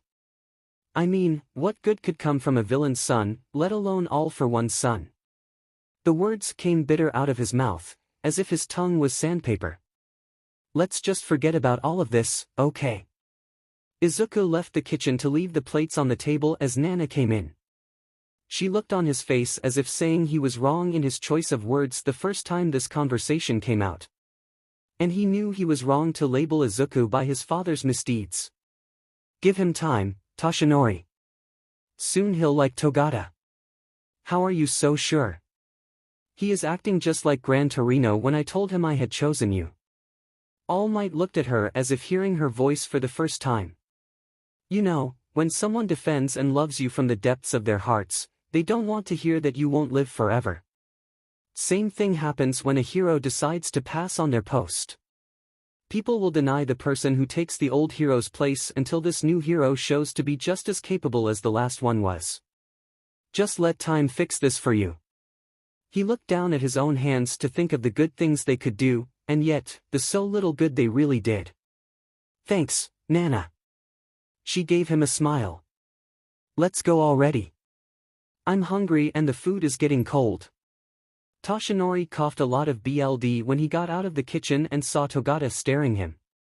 Togata was fast asleep, so he didn't maintain his muscular form. But Izuku seemed to have a hold on the situation as he saw Nana help Toshinori deal with the blood issue. "Togata, this is Toshinori. He came to visit us today." "Toshinori, this is Togata Mirio from school, he is training with me today." He smiled as if nothing had happened on the kitchen, something he learned from Tenko. Toshinori pretended he didn't know the young man on the couch and smiled even though his only lung functional was almost coming through his mouth. "Why don't we sit and eat? I'm sure Togata's starving after that exercise. You saw me training." Togata was impressed that the boy was so calm about his training. "Yeah. You were awesome out there. Thanks." They ate in silence, and when they were done, Izuku helped Nana take off the table. "Izuku, do you think you can help Togata finish this training section?" Toshinori said as softly as he could to not hurt the boy more than he was. "Already hurt. Okay," Izuku said, not looking at Toshinori's face. "What can I help him with?" "You two will spar." Izuku finally looked at Toshinori's face with a concerned expression. "Don't you worry, he's quirkless with the bracelets on." "But I'm not wearing them. What if I hurt him?" "We will do the same as always, patch the wounds and endure on them." Togata was impressed. It was even a policy of this household. "Right. Let's go, then." Izuku left the kitchen and went on the backyard that had a peach tree in it. He readied himself with bandages around the hands. Togata didn't know the boy's quirk, but to enter UA he had to have a strong one. He saw the boy look analytically to the camp and he didn't know what was to come. He knew the boy was kind, but he also knew Izuku would not hold back. "You two can begin, now," Toshinori said calmly as he sat at the side watching carefully every move. They looked at each other for a while. Izuku kept his hands up, protecting his chest in a common fighting position, ready for any movement. Togata thought that Izuku should do the first move, but the boy was calling him with his hands, almost taunting him into the fight. Togata gave a weak punch and Izuku easily escaped it. Togata gave another and Izuku escaped as well. When Togata tried it for the third time, Izuku gave him a punch that took his jaw precisely. Togata took some time to recover. Toshinori seemed worried but didn't say anything. Thus, the fight kept on going. Togata tried for another punch, but Izuku ducked and kicked Togata just below the ribs. The strength wasn't enough to cause actual damage, but it had hurt. Togata now knew the level the kid was up to. He had to plan something quick. He noticed Izuku was keeping his right leg back. Either Izuku was left-handed or he was holding back. But the punches were right-handed. Togata had a plan, but if he failed, he would have no cards to hold against his young opponent. He taunted Izuku. The boy looked confused, probably he already knew it was a trap, but he came anyways. Togata endured through the punches, right left, right. When a left hook came, Togata struck Izuku's arm with a X-shaped block and kicked the young boy in the center of his chest. As Izuku bounced off, Togata took the chance to throw punches to destabilize. Izuku dodged some, but one hit his chest again and he fell to the ground. Togata's instinct told him to help Izuku, and so he tried. "I'm fine," Izuku said, a little shaken. "Nice move." As Izuku got himself up, Togata looked at Toshinori. He seemed worried. He suddenly got up. "That's enough for today. Why not enter and rest for a while?" They entered and Nana was cutting watermelon. They sat at the table and ate in a comfortable silence. Mirio felt relaxed enough to ask what he thought in the middle of the fight. "Izuku, what is your quirk?" Izuku looked at Toshinori with a little despair. "Since he's staying, why not tell?" Toshinori looked away as if he didn't want to see the outcome. Izuku shivered at the words. Nana gave Toshinori a repressive look. Well, Izuku tried to start a phrase. Since I'm telling about my quirk, might as well tell its story. Toshinori coughed red, perhaps of watermelon, perhaps of BLD. It was Toshinori's turn to look desperate. Nana was looking like she wanted to scream at the two for being such idiots, but she gave up and continued to eat. There were two brothers. One was weak and showed no signs of a quirk, while the other had a quirk that allowed him to steal, use and give quirks as he pleased. Is there such a quirk out there? Mirio had to ask. Calm down, I'll get on to that. Izuku said, looking a little displeased by the interruption. The late one is who we will be calling 𝐴ll_1. 𝐴ll_1 had a lot of followers thanks to the favors he would make to loads of people, expecting loyalty in exchange. His brother stopped eating and drinking since 𝐴ll_1 started his reign of terror. He was starved and 𝐴ll_1 tried to at least keep him alive. One day, he got tired of his brother not accepting his favors. He forcefully gave his brother a stockpile strength quirk. But turns out his brother had a quirk. It allowed him to pass on his quirk by DNA. These two quirks fused together to form one. This quirk was one for all. 𝐴ll_1 and one for all fought against each other multiple times. When the brother failed and the time came, he passed it on. And his successor did the same. And his successor after him. Until the 8th generation. There was silence for a moment. Mirio had to ask after what was said to him. What happened to the 8th generation? Izuku looked, almost strategically, at Toshinori before saying anything again. The 8th user had his fight with 𝐴ll_1. When he faced the villain, he had a fight that he could not win. But 𝐴ll_1 had a fragility this time. And what was it? The woman that held his child. Mirio was astonished for a moment. And where exactly does your quirk fit in this? Izuku stayed still for a while. 𝐴ll_1's surrender came to be because he wanted his family's survival. The woman escaped unharmed and had her child. Izuku said with cold and sad voice. Toshinori showed what seemed to be blame. This child had a perfect copy of his father's quirk. Izuku seemed a bit too dark to Mirio's taste, but this darkness soon ran away of the boy's face. My quirk is 𝐴ll_1. Toshinori and Izuku seemed to raise a wall around themselves. I can steal quirks and use them as I please. Izuku looked at an empty space, as if the words that he used were poison in his mouth. I need a moment, please. Izuku got out of the table and went down the corridor. For the time being, Mirio noticed the room was in fact considerably bright, the conversation that made it seem so dark. Toshinori, what should I do with you? Nana said with taking another slice of watermelon. Toshinori seemed ashamed of himself. What are you looking at? Go talk to him. Toshinori got up, acknowledging the old woman's command. He went down the same corridor as Izuku. He knocked in the door that seemed to be the restroom. Izuku opened and Toshinori sat on the portal's side. They talked for a while and when they were done, they both walked back and Izuku seemed a lot better. Well, that will be all for today, Togata. I'll take you home. I was going to ask early but, where is 𝐴ll_1? The three looked at each other and Nana started laughing. Seems like your mask have fallen. Nana said lively. Toshinori looked as if trying to formulate something to say while Izuku tried not to laugh. He is 𝐴ll_1. Nana said following Izuku in his journey to not break his ribs by not laughing. Mirio looked confused until Toshinori simply transformed into 𝐴ll_1 for some seconds before turning back to his skinny form. It was sort of revealing. What? I already told you. Izuku answered, putting his index fingers together as he spoke. The 8th user fought a war of which he got out badly hurt. Mirio took a moment to process the information, perhaps only a blink of an eye. You are the 8th user? He said to Toshinori with worry on his voice. Yes. And you know. I was looking for 9th user. Mirio looked up at him. It was not hypothetical. Toshinori smiled softly. Togata Mirio, do you accept my offer to be my successor and hold one for all? Mirio was paralyzed. It was moving so fast.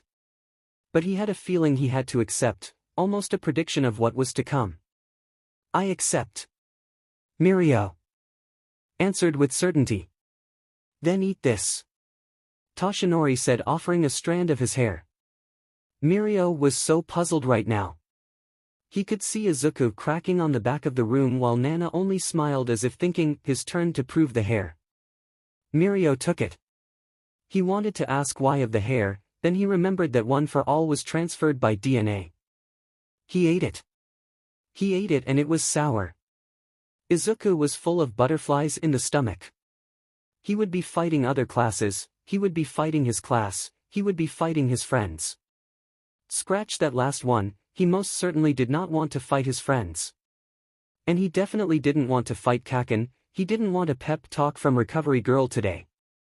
He was so worried in his own anxiety he didn't even notice 𝐻𝐿's speech, he only knew it happened because of the way people responded to it. People seemed to be very angry at him. What did he say? Izuku asked to Ida that was right beside. He said he is going to be in first place. Ida said in a concerned voice. Izuku wasn't surprised, it was 𝐻𝐿 after all. And this year, we have a special guest. 𝐀𝐦 𝐍𝐸 said through the microphone as if 𝐻𝐿's speech never even happened. 𝐀𝐦 stepped up and thanked 𝐍𝐸 for the invitation. He took the microphone 𝐍𝐸 had prepared for him. Good morning, everybody. My name is 𝐀𝐦 and I'm here to help these students break through their own barriers. So, if everyone is ready, the first test will start in a minute. He turned off the microphone and he talked a little with 𝐍𝐸. After they were done, a gate opened and 𝐀𝐦 turned on his microphone again. The first test will be an obstacle race. All students, on your marks. 𝐀𝐦 raised his hand showing 3 of his fingers. 3, 2, 1. Go. Just like that, the race had started and Izuku had no plans on how to outrun the others. He saw 𝐻𝐿 use his explosions and Todoroki use his ice. He knew Ochako would use her quirk on her clothes to make her lighter and Ida would use his engines. What could Izuku possibly do to go faster? Izuku felt dumb for a moment. He had a fire quirk, and he wasn't using it. He soon thought on how 𝐻𝐿 was using his explosions and he started using his fire as such. Of course, he didn't have the same control as 𝐻𝐿, but it worked. When he realized he was already behind Ida, the first obstacle appeared and was immediately neutralized by Todoroki. Zero-pointer robots scattered across the way and Todoroki was freezing them easily.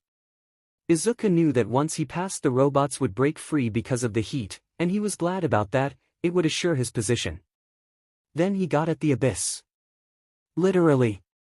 Loads of ropes connecting aisles at the middle of the ravine. Izuku didn't have a plan for this, so he did it the old-fashioned way, through the tight rope. He almost fell 6 times, but he made it to the other side. He used his flames once again to get to the others. Then they were at a minefield full of bombs.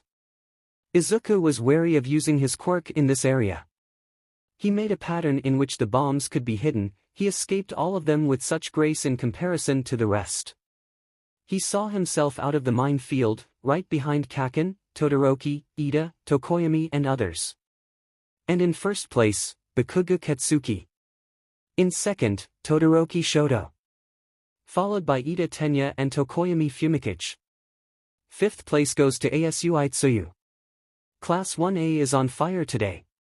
Present Mike announced as people were passing by the gate.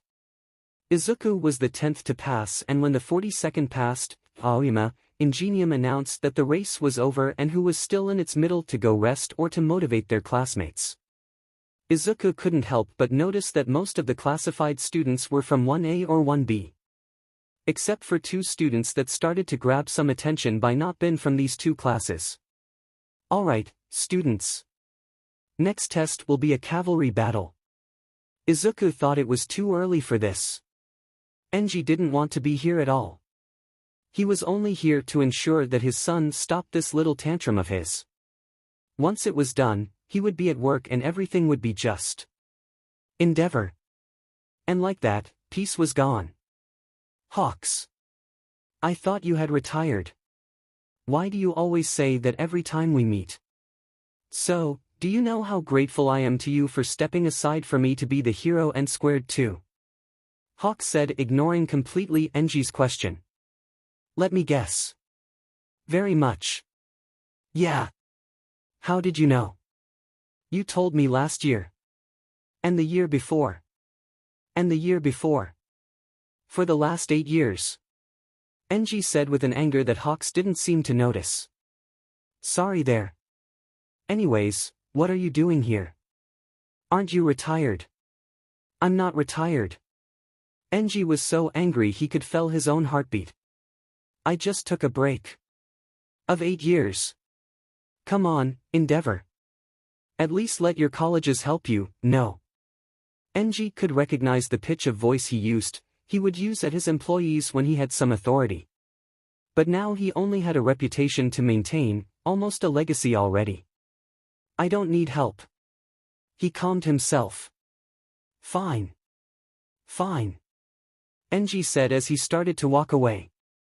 He didn't want to admit, but it seemed like his hero days were over. Izuku was lost on thoughts. He knew he wouldn't get the team he wanted, but he didn't think it would be formed in this way. Deku, join me. What? Izuku said hesitantly. Don't know if you noticed, but people want to stay with Todoroki, and everyone wants my head.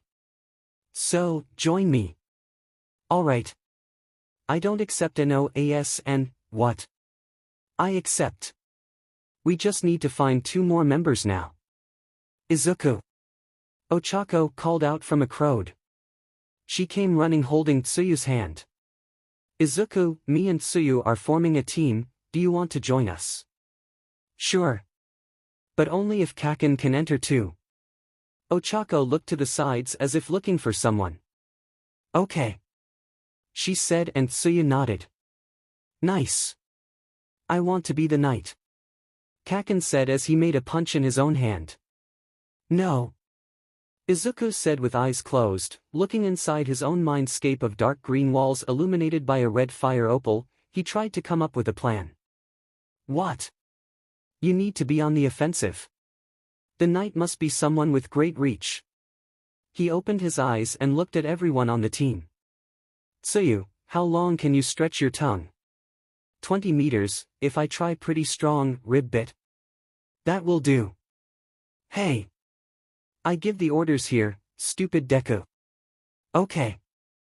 Izuku called 𝐾𝐿 closer to his head and explained his plan on 𝐾𝐿's ears. When he was finished, he could almost see 𝐾𝐿 smiling. Good thing you're not so useless, after all. Izuku explained his plan to the girls and arranged them. Tsuyu would be the knight, she would get the points if possible. Ochako would be the front, she would make everyone lighter.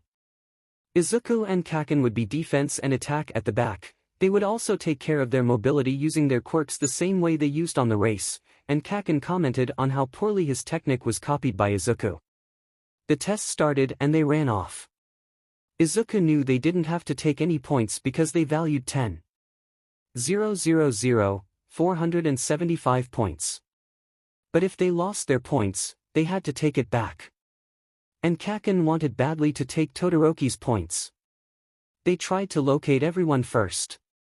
Todoroki was farthest one to them, the nearest were mostly 1B students. There was also one of the students that wasn't from the heroes course. 𝗀𝐻, Izuku believed. They started moving fast. With Ochako's zero gravity it was easy for Izuku and 𝐾𝐿 to move the group around.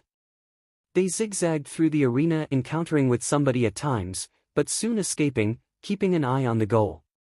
They located Todoroki again, not very far away this time. They made their way to Todoroki. His knight was Yaoyorozu, Todoroki was on frontal defense, Kaminari and Tokoyami were defense behind.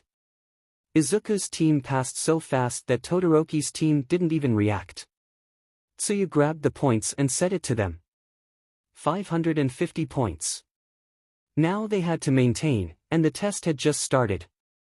They kept the always on the run policy and got some points when the owner was not paying attention. They kept on going until it was only 5 minutes left and they had an army of teenagers behind them, but the only one that worried Izuku was Ida's team. Ida, Kirishima and Aoyama were part of the horse, and a girl that Izuku didn't recognize was held as the knight. She had pink hair and lots of gears. One in special allowed her to take things from far away. They were moving as fast as they could, but Ida was too. Only 10 seconds left and was getting desperate, but there was nothing he could do. 5 seconds. 3, 2. End of the test. Ingenium announced, and Izuku turned his head only to see the catching gear only some centimeters away from his face. In first place we've got Bakugo's team with 10,001, 590 points. Izuku could not believe it. Most of the points were Bakugo's, but at least his team was assured to pass to the final test. The next team to pass was Ida's team with 1,095 points. After his team came Todoroki's team, 950 points. And last came Shinsu's team with 815 points. What made Izuku become aware of the team was the fact that his group looked confused, as if they didn't understand how they got there. Izuku didn't see anything like that before, but he didn't jump to conclusions. The next test would be the real battle. Writing hand, Midoriya. Izuku turned behind in the middle of the stairs. Todoroki. Can I talk with you? Kaken, Ochako and Tsuyu were still on the stairs with Izuku, then he told them to go ahead. Of course. Izuku said, going up the stairs again. Talk about what? You know about my father, right? Mr. Todoroki. No, I haven't met him yet. Most didn't. Todoroki tried to catch his breath to speak coherently. Then do you know about quirk marriages? Izuku wished he didn't. He was so confused about his quirk. Once he had to search about how quirks were genetically inherited, he ended up finding out about it. Yes. Why? My father made a quirk marriage to have a kid powerful enough to pass even All Might's strength. And, let me guess. You are the perfect product. Izuku said coldly. I just wanted to say, Todoroki started, that if you get in my way, I'll have to go past you. By any means. As Todoroki started to walk away, Izuku felt the question start to crush him. So, he did this to your face. He stopped, the words seemed to sink in. It was my mother. She said my left side was too much like him, so she threw boiling water at it. As soon as Todoroki recovered, he turned to face Izuku. He made my mother suffer. I'll become a great hero without using his quirk. The words that had hunted Izuku for so long, coming from another person. This was something he could never say to himself, but he wanted the same as well for long. Could they surpass this trauma? Could they help each other? When Izuku thought on calling out to Todoroki, he was already gone, leaving Izuku with a knot in his throat. Izuku got to the break room. He saw his friends talking about the next test. A tournament in which they would fight each other. As Izuku walked to them, they asked him if he saw two guys from Mineta and Shinsu's team give up because they didn't know how they got there in the first place. But Mineta was still too proud to give in as well. Kaken said, almost laughing. If he did, we wouldn't have to waste time kicking his sorry butt. Bakugo. Don't say that from one of your opponents. Ida said as if teaching a kid. Mineta has to lose. Ochako said darkly. Why do you say that? Izuku had to ask.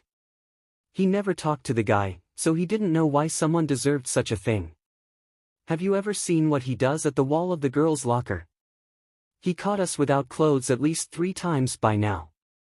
Izuku couldn't help but blush a little. That was messed up. If Izuku was a girl and some pervert tried to peek through the wall, Izuku would have the same reaction as Ochako, or somewhat more passive like hide away and think if there is such a thing as security. But Izuku also wanted to ask him why out of 4 people on his group, 2 gave up. He was not able to do this though. Soon Mineta was called to fight exactly the person with whom he made group. As fast as the fight started, it ended. There didn't seem to be any resistance from Mineta, because when the fight started, he walked out of the ring without 𝗀𝐸 having to do anything. Then Yaoyorozu and 𝐾𝐿 were called to the ring. This was an amazing fight. Yaoyorozu got on the ring putting on some sort of cloak and 𝐾𝐿 got closer, throwing punches and explosions at her direction. She summoned her metal staff but with some changes on the holds. The fight kept on going, until Yaoyorozu was almost out of the ring. Then she turned and tried to get 𝐾𝐿 out of the ring instead, but he doesn't fall for that and backs off a little. Yaoyorozu calls 𝐾𝐿 for the battle and, of course, he accepted, and taking a propulsion from his explosions he was able to hit her and make her fall out of the ring. It was Aoyama and Todoroki's turn to battle. If Todoroki was somewhere near a perfect product, Izuku already felt bad for Aoyama. This fight was relatively fast too. Todoroki used the same move he used with Aizawa and iced his opponent out of the ring. Izuku noticed that the battles were fast from outside. But he held high hopes on this next one. Ochako and Tsuyu were already on the ring. As 𝐸𝐸 gave them the sign to fight, Tsuyu jumped high and tried to grab Ochako, but Ochako was faster and got out of the way only for finding Tsuyu behind her already going for another grab. Ochako escaped again. This would take a while considering that both rely on physical touch. Izuku was surprised by being proved wrong. Ochako ran around the ring and touched the ground. Everywhere she touched Izuku could see smoke rising. Even though it was incredible, Izuku could see the effects already making their way to Ochako. She looked pale, almost as if she was going to throw up, but she kept on going. Now everything was just dust, and no one could see a palm into the ring. 𝐸𝐸 and 𝐸𝐸𝑚 were looking for any reasons to end the fight. Suddenly, the dust started to fall and Ochako was practically alone in a floating camp. Izuku could see what Tsuyu was going to face. But when the dust fell completely, there was no Tsuyu around. Ochako started going backwards, then she stumbled and Tsuyu, who was camouflaged, into the ground. In despair, Ochako let go of her quirk. 𝐸𝐸𝑚 tried to make it stop before completely falling, but he couldn't do anything. For them being on the sides, the rumble didn't hurt them that bad. Izuku could see 𝐸𝐸𝑚 and 𝐸𝐸𝑚's confusion. Izuku was confused in certain way too. He didn't think Ochako's zero gravity was that powerful. It was declared that Tsuyu was the winner, for she was closer to the center. As Izuku saw Ochako and Tsuyu go down the corridor to Recovery Girl's office, he heard Present Mic call. After Izuku and Ida. Izuku didn't know what to expect from his own fight. Ida was his friend, but he had to give his best on this one, which meant no holding back his fire quirk. Izuku readied himself, mostly psychologically. He felt this quirk with its bright red-orange light and held it tight, ready to use it if necessary. After 𝐸𝐸𝑚 gave the sign, Ida gave a run to Izuku. Izuku, luckily, could escape it for as long as necessary. Izuku didn't have any plans and his opponent was more ready than he was. Kaminari. Izuku thought. Kaminari made some trouble to Ida by electrifying the air and Ida's engines started malfunctioning. If Izuku could overheat the system, Ida would be defenseless. Izuku waited for Ida to try his attack. When Izuku felt he could, he tried to grab Ida's leg mid-run. Bad idea. Maybe. Broke some bones. Definitely. But Izuku resisted the urge to let go. This way, they were both to the ground and Izuku grabbed for Ida's engines and heated them. Izuku could hear a suppressed scream from Ida, but he only let go until the engines were red hot and Ida's skin started burning as well. Izuku knew it was cruel, especially to a friend. He at least was sure Ida wasn't running around anytime soon. Izuku caught Ida by the legs and led him to the edge, making his feet touch the line. "Sorry, Ida," Izuku said, but Ida didn't seem to hear. Soon Ida was taken to Recovery Girl. Izuku went there too, because of the broken bones and to be at Ida's side. Getting there, he could almost read Recovery Girl's expression. She took in Ida and as soon as she treated him, she moved to face Izuku. "Let me see it," she asked, and Izuku didn't have a choice. "You are fortunate it was only a fracture. You must stop doing this, you know." She looked at him judgingly. She healed him nice and he went to see Ochako and 𝐀𝐦. They were already up, so Izuku turned on the TV. They only heard that Kirishima won against 𝐴𝐻𝑡𝐸, but his face told otherwise. Then Izuku reminded himself of Ochako's fight. "Hey, Ochako. May I ask you something?" "Of course." "What was that on the ring?" "Yeah. I wanted to ask that as well." "Ribbit. What do you mean?" she asked lightly. "You lifted the whole arena," Izuku said, excited for an answer. "Oh, that," she said, losing some light. "There was a voice in my head. It told me to run around and use my quirk on the ground. I didn't have any strategies anyways, so I followed as it said. When I noticed, I couldn't stop. Once I was done, the voice thanked me and called me by my name." She stopped a little as if taking her breath. "And it said I owe it a favor." "A favor?" 𝐀𝐦 asked, putting a finger on her lips. Ochako shook her head in agreement. "What favor?" Izuku had to question it. "It didn't say." Izuku thought it was too strange. But if someone asked a favor without specifying it, they could be in a very difficult situation that demanded a lack of communication, or they didn't know what to ask. Once Izuku noticed he was muttering again, he looked to the TV. The last fight of the first round was over, and out of Kaminari and 𝗀𝐻𝑡𝐸 was the winner.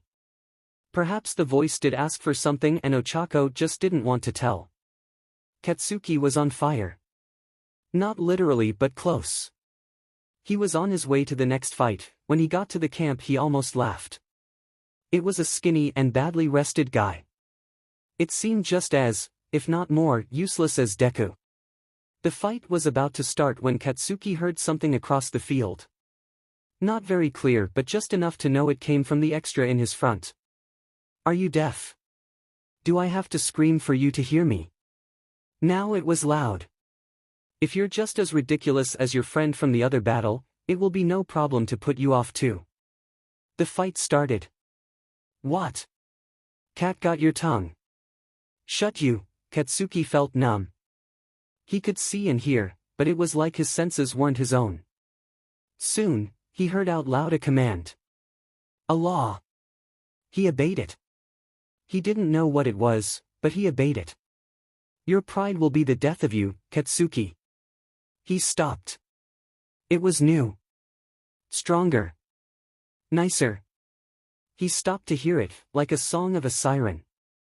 He heard the command again, obliging him to continue obeying. Then he saw who made the honey sound that made him stop. A tall man at his 30s, white hair and a suit that looked expensive, even with the lack of a tie. "Tell Izuku I'm longing for him, okay?" he said, putting a hand on Katsuki's shoulder, but he felt nothing. Soon he could sense everything again. He fell to the ground with exhaustion. Then he noticed what a mistake it was. He could only see the line that was crossed by his head and an arm. Shinso wins. Katsuki only saw what was happening around him, slowly regaining control over his body. Soon he was on an infirmary. What he could see was Deku trying to get near. Deku. The man had mentioned Deku. "Kakin, are you Al? Go away, stupid Deku." "But, leave me alone," Katsuki said, using his quirk and burning the sheets. Deku was a little surprised, but he went away. Katsuki failed. He couldn't fail. And if he failed, no one should see him after this. Especially Deku. Izuku didn't know how to react. He had just seen Kakin walk his way out the ring and then collapse. It was nothing like Kakin. When he tried to help, he was pushed away. Who was this Shinso? How was he able to push such damage onto someone without even lifting a finger? Izuku didn't even see Todoroki and 𝐀𝐦's fight. He knew Todoroki would win. If 𝐀𝐦's quirk gave her every ability and drawback of a frog, hibernation would be a problem. He was right, and the fight ended fast. Todoroki only had to freeze the camp and wait the drawbacks do their part. But Izuku was thinking about Shinso's quirk. It seemed like a mind control quirk, but what would trigger it?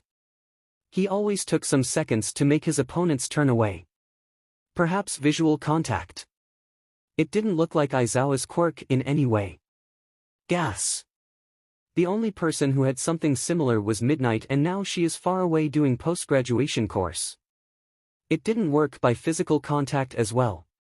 Which only meant that the type of stimuli he could possibly get from such a safe distance was verbal communication. "You are a genius and a dunce, Midoriya," Izuku said triumphantly after so much muttering. Izuku ran towards the infirmary. He knew 𝐻𝐿 didn't want to see him, so he asked Recovery Girl for paper and pen. He wrote a letter that, begrudgingly, Recovery Girl gave to 𝐻𝐿. Then, Izuku ran to the waiting room where Todoroki was now. He told about his discovery, knowing that on the next battle he would make good use of it. But now Izuku had his own fight with Kirishima, and he knew fighting him would not be easy. He knew his only chance of conquering victory would be reaching the temperature of the entrance exam, and it was way further than a working in progress. It was a luck attack where he needs a perfect 20 and any other number would mean he would get carbonized. He got on the ring and looked straight to Kirishima as if looking at him would give advantage on the battle. The fight began and Izuku only had one idea on what he could do. When he first used this heat, he was trying to save someone, but there was no one to save, so he had to save himself. He held his quirk on his head space as he endured and escaped from Kirishima's attacks. He saw its very core and yet, could not reach to it. He knew by experience that you must give something to gain something. He was caught up in his head.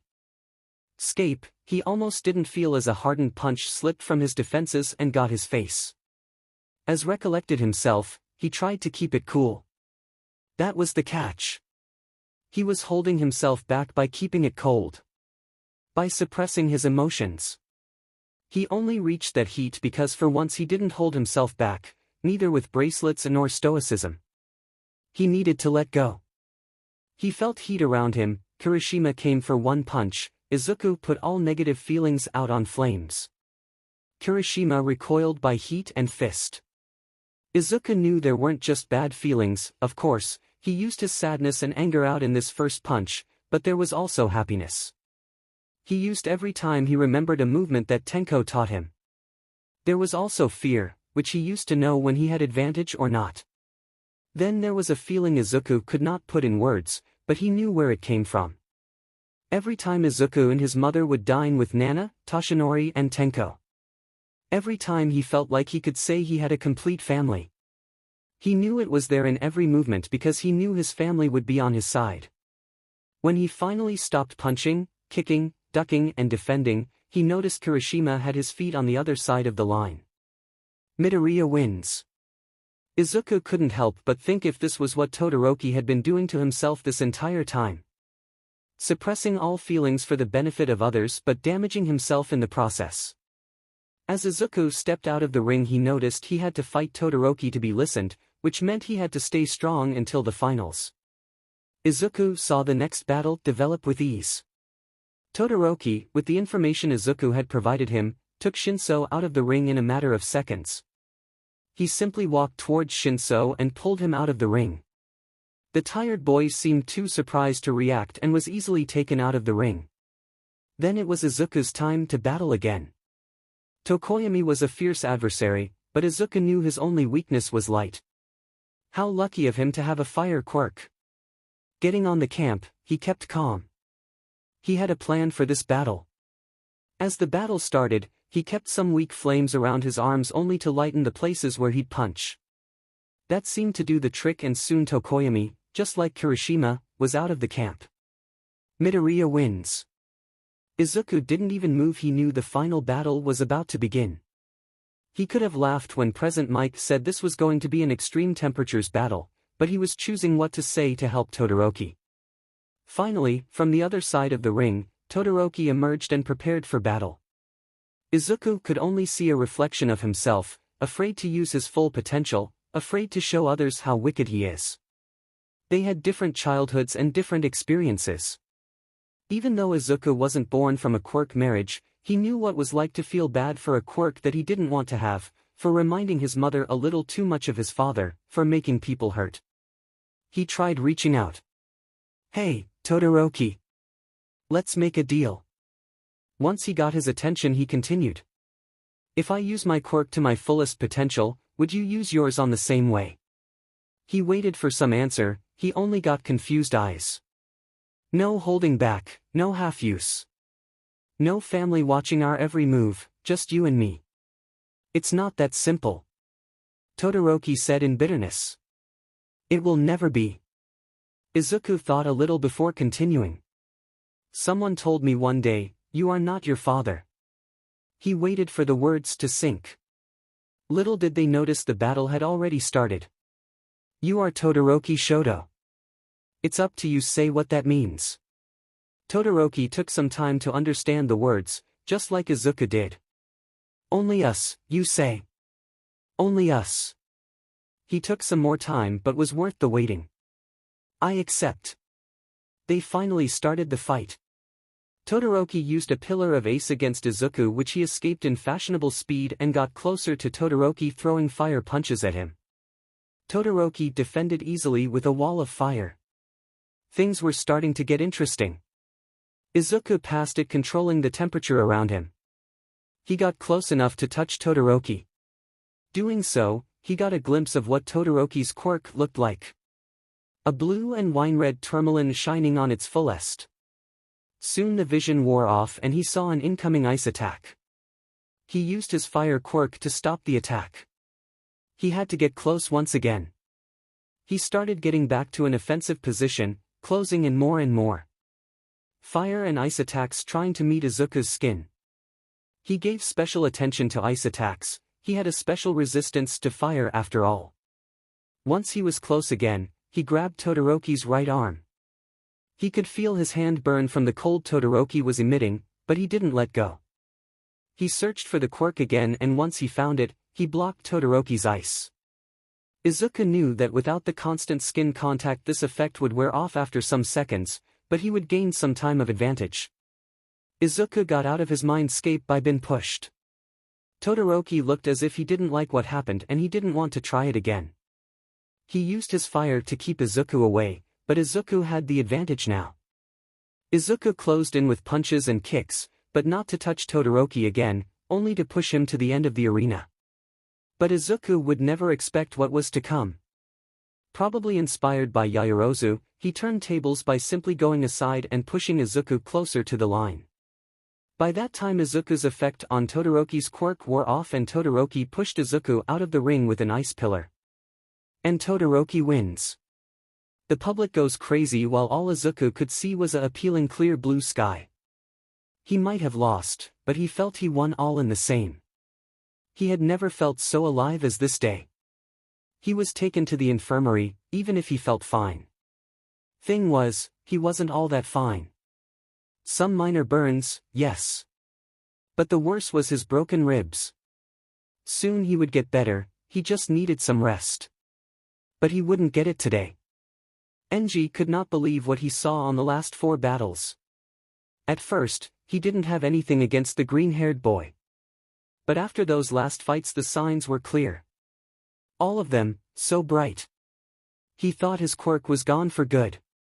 And even after seeing the kid using a fire quirk, he couldn't point anything, after all, fire quirks were normal. But it was Hellflame, he was sure of that. That time on the grocery store. The fire that started afterwards. How could he be so blind? He got to the infirmary and saw the boy on a bed talking to some walking skeleton with a blonde messy hair. You. Recovery girl appeared out of nowhere and asked respect out of 𝐀𝐦. As fast as she came, she was gone. This quirk. The boy froze but didn't show much of a reaction. Sorry, but do I know you? The blonde tall man asked. This quirk is mine. 𝐀𝐦 ignored the man. They went quiet for some minutes. You are 𝗫𝗫. The skeletal man said in concern. What are you doing here? Thought you were retired. 𝐀𝐦 remembered recovery girl was nearby. I'm not retired. 𝐀𝐦 took a deep breath as if leading with the very anger management thing again. Kid. He looked at the kid, taking everything from him to not put the boy on jail. Give my quirk back, now. The skeletal man looked at every side helplessly. That's okay. The boy said, comforting more the skeletal man than himself. We all knew this day would come. The boy extended his hand to 𝐀𝐦, but he didn't take it. Hun. My quirk needs physical contact to work. 𝐀𝐦 took the boy's hand. It was considerably hot as 𝐁𝐦's hand used to be. Suddenly, 𝐀𝐦 felt a burst of energy flow from his hand to his body, almost as actual electricity. The boy's hand didn't seem all that hot and 𝐀𝐦 didn't feel cold anymore. He didn't say a word and got out of the room. Once he was out of the infirmary, he made a phone call. Mo. I'm getting to my office. Tell everyone there I'm back to business. Are you okay? 𝐶𝐻𝐸 asked with concern. Yes, just a little cold. Didn't notice how this quirk protected me from the cold. No. I mean by giving away your quirk.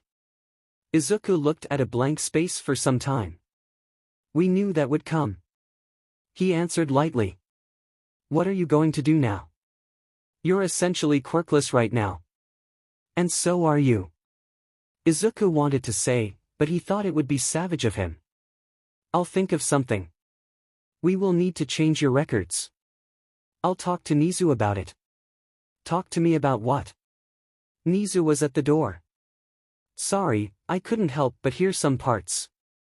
See, I came to call Izuku to the prize. 𝐶𝐻𝐸 coughed BLD like his lungs stopped working for too much time, so Izuku took the lead from there. Principal Nizu, I have a confession to make. Let me guess, your quirk wasn't some sort of pyrokinesis and now that it's gone you have to change your files. How did you know? 𝐶𝐻𝐸 asked amid coughs. I heard 𝗳𝗵 from the corridor. Nizu said, now patting 𝐶𝐻𝐸's back. I will change the files as long as you two tell me the whole truth. They made sure the place was empty or almost. Other patients were healed already so they didn't need to worry with that. The only person that was there aside of the three of them was Recovery Girl, and she promised to not tell anyone. The story was told permuted between Izuku and 𝐶𝐻𝐸. Once they were done, Nizu made no commentaries but asked one question. So how do I call your quirk, Mr. Midoriya? All for one. Good. Your file will be modified by the end of the week. Will you put our talk there too? Izuku had to ask. That's nothing me and the teachers didn't already know. Just wanted to hear from you. What? You see, Aizawa slipped the word to Yamada little by little and Yamada could not keep his mouth closed about it and words spread fast. When it got to me, I asked all employees to stop talking about it. He gave some time for them both to absorb the information. Now you should come, Midoriya. The prizes will be given soon. You should come too, 𝐶𝐻𝐸. Do you want to have the pleasure this year?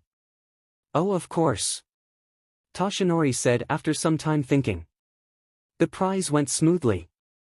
𝐶𝐻𝐸, as All Might, prized the winners of the first grade. Todoroki was first, Izuku was second and Tokoyami was third. Izuku thought it was a bit unfair with Shinso who fought more rounds than Tokoyami, but he was happy for his classmate anyways. But one thing was for sure, Izuku didn't want to face his class after he gave 𝗳𝗵's quirk back. He is as good as quirkless now, and people would notice. _G, Tenko. Didn't know your little brother was so strong like that. Midnight said, seating by Tenko's side on the sofa. Midnight's charm was almost as intoxicating as her quirk. Tenko didn't say a word, no one was his friend here. No one at all. If he doesn't want to talk, don't force him. Kurogiri said from the bar behind. Sensei wouldn't like his beloved disciples to fight so soon. Especially when his plan is falling into place. Tenko remained silent, he could only think about Izuku letting it go on the fights, free from the retainment society had pulled on them. He felt proud and scared of what Sensei would do about it. According to some witnesses, the villain known as Stain had a fight with Ingenium. Luckily, Ingenium got out alive but badly injured. The heroes and the police still don't know the whereabouts of Stain. Visits to the hero, 𝐀𝐦 are still restricted to family members only. 𝐀𝐦 turned off the TV and got up. His apartment was small and lacked furniture. He didn't spend loads of time in it anyways. He got his phone on the counter. He didn't know who to call first, but he had to call someone. It was not normal for a hero to be that badly injured, and when it happened something was wrong. It could mean that he was behind this or some villain was on the rising. 𝐀𝐦 hoped it was the second one. He made a call. Hello? Yagi. Is everything okay? Hearing Mirai's voice on the other side of the call calmed 𝐀𝐻 a lot. Yes, everything is fine. How about you? Oh, stop pretending strength, 𝐀𝐻 Yagi. You just call me when something is wrong. Have you seen the news? 𝐀𝐻 said in surrender. Yes. I told 𝐀𝐦 he would break his legs. It was 16 years ago. After a palestra in his high school years. And he didn't take any precautions. Mirai made a pause. Not like it would change anything. 𝐀𝐻 couldn't help but feel it in his skin. Around the same time ago, Mirai made a similar prediction to 𝐀𝐻. It was getting closer for sure. Seems like Stain is back to business. 𝐀𝐻 said half lightly. Yeah. They returned to an awkward silence. 𝐀𝐻 didn't know what to say. Why did it have to be so difficult? I heard you chose Mirio as your successor. Mirai broke the silence in such a practice that 𝐀𝐻 never had. He is a good boy, isn't he? The best I've ever seen. I see why you like him so much. There was silence again, but it was more comfortable than the last. Yagi, I'll let you know that I never approved your decision to let 𝐴𝐿 wife escape with his child. But if you ever need to talk anything with me, I'll be here. Even though you never listen to me when I tell you that something bad might happen. Said the guy that was reading cards and stars to understand the future. Mirai made some silence as if awaiting a response. So, do you have anything to tell me, Yagi? I helped raise 𝐴𝐿's son. He stole 𝗫𝐿's quirk, he got into UA, got second place in the sports festival, gave 𝗫𝐿's quirk back to him, and now he is basically quirkless. No, I haven't. Are you sure? Yes. You're a terrible liar, Yagi. But I won't force you. Thanks. Goodbye, Sir Night Eye. Goodbye, All Might. They turned off the call. 𝐀𝐻 saw himself in his empty and lonely apartment. He thought on making some more calls, but the only one that he really needed to do was to someone he didn't think that would be very happy to receive a call. He made a call anyways. Hey, Gran Torino. How are you? Oh no, not you again. Izuku got to school a little later than usual because of the rain, but he didn't mind that much. He had other things in mind, such as, is 𝐀𝐦 okay? Alright, Izuku just met the guy in person and he had his quirkless problem now, but 𝐀𝐦 reminded Izuku too much of Ida. No wonders they're brothers, and if anything happened with Ida, Izuku would feel bad about it. Speaking of Ida, he was running right behind Izuku. Why are you walking? We are late. But there is still 5 minutes until class. The baseline to a UA student is to start their activities with 10 minutes prior. Izuku stopped at the door while Ida was already inside. Are you okay, Ida? If your concern comes from my brother's infirmity, you have nothing to worry about. There was a bitter sweetness to Ida's words that Izuku could recognize in his mother every time she was brutally reminded of him. Either way, they moved to class as fast as they could. Getting to class, everyone was talking about how they were praised and hated along their way to school. Izuku received some of those too, although he wished he didn't. Izuku sat down just in time with Aizawa's entrance. He wasn't all bandaged anymore, and he'd got a new scar right under his right eye, exactly where Tenko had touched him. Good morning, students. Today you will come up with your hero names. Everyone celebrated, except Izuku. He couldn't choose a hero name now that he gave 𝗫𝐿's quirk back. But first, some things, so you choose wisely. Your hero names are the names that will go onto your licenses and the very same everyone will call your whole career. So, don't choose something you'll regret for the rest of your life. He turns the projector on and simple graphics with names and numbers appear. There is something called nominations. Normally they are balanced. This year, not so much. Todoroki was in first place with more than 4,000 nominations. Izuku was on second with 3,000. Then Tokoyami, Kaken, Kirishima, Ochako, Tsuyu, Ida and Yaoyorozu respectively, but none of them came to have even 1,000. The numbers don't change the fact you all will do workplace experience. Sadly, for you, Midnight is not here, so you'll have to figure it out alone. They received little drawing boards and pen. They were also invited to go to the front and say their hero names out loud. Their thermometer to whether it was good or not was the faces that the class would present. The only ones that didn't go to the front was Izuku and Ida. The best probably were Tsuyu's, 𝗏, and Kirishima's, Red Riot. Kaken was the one that returned the most.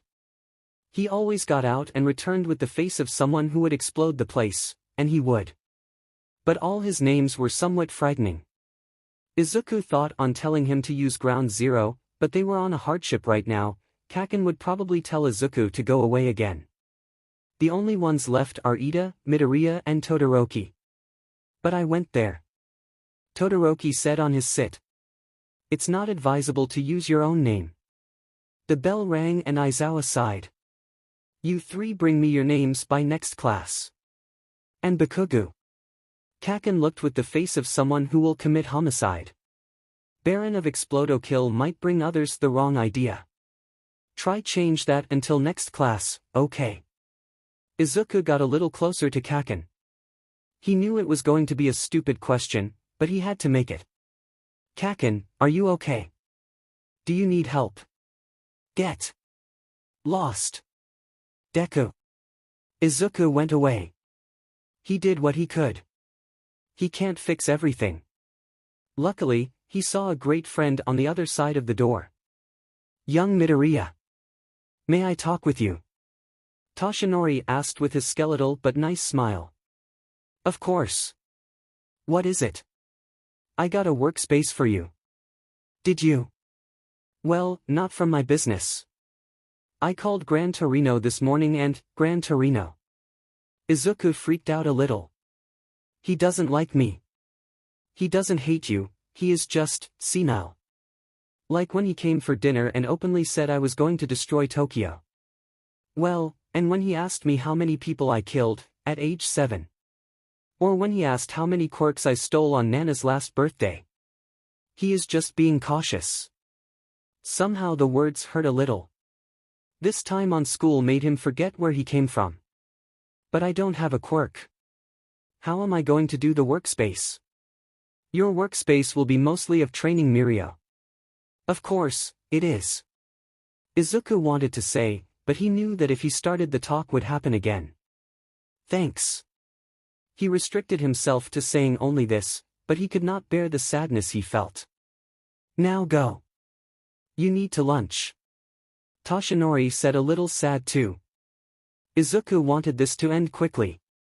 He didn't like the man and the man didn't like him back. All that was left for them was make it as fast as possible. Izuku knocked in the door once. Twice. No responses on the third time as well. The door lock was broken and Izuku got in. Gran Torino. It's Izuku, I came for the workspace experience. He looked to the kitchen's floor and found Gran Torino on a PND of red. Gran Torino. The old man woke up, took some time to recover and become completely aware of his surroundings. Oh, it's you. Oh, it's a Walking Dead. Excuse me. Mirio entered on the very same time they were practicing their normal dislike for each other. What happened here? I tripped over my ketchup. Izuku, I didn't know you would train here today too. Actually, I'm part of your training. Izuku said, still hurt. He will represent your principal enemy. Gran Torino said, cleaning his hero uniform. All for one. Mirio said, a little confused. See, the history was told. Gran Torino said, reuniting them. That will make everything easier. 𝐬𝐡𝐢𝐬, you just watch first. I want to see what he is made of. He moved to the living room with the help of his cane. They went there too, but 𝐬𝐡𝐢 kept a great distance and landed against a wall. He didn't sit though. 𝐷𝐿 cultivated the habit of trying to hit 𝐬𝐡𝐢 when he was watching 𝐷𝐿 fighting. The fight started and Mirio didn't understand what was going on. 𝐬𝐡𝐢 knew Mirio could follow 𝐷𝐿's fast movements, but he was not acting. Finally, 𝐷𝐿 attacked and 𝐬𝐡𝐢 understood why there was no action. When 𝐷𝐿 was at almost 2 palms of hitting Mirio, he literally phased through. But 𝐷𝐿 did not stop. He kept on moving around the room in a speed superior to 𝐸𝐡's. When 𝐷𝐿 aimed for the legs, Mirio simply disappeared and returned in a few seconds in a counterattack in which he only held 𝐷𝐿. Oh, what a big mistake it was. 𝐷𝐿 gave Mirio the ride of his life. When it was done, Mirio was left on the ground, wide eyes and pale look. Nice quirk. But could have used it better. 𝐷𝐿 said in a blank face. Your turn. 𝐷𝐿 said to 𝐬𝐡𝐢. 𝐬𝐡𝐢 went to middle ground and just waited to be pushed in a blink of an eye. You're mostly quirkless now, right? Yes. 𝐬𝐡𝐢 hated to admit it, especially to someone who most certainly would mock him with it. But 𝐷𝐿 stayed quiet, thinking. Saw the show you put on the sports festival. Nice use of your quirk. 𝐷𝐿 said with a little acid to his words.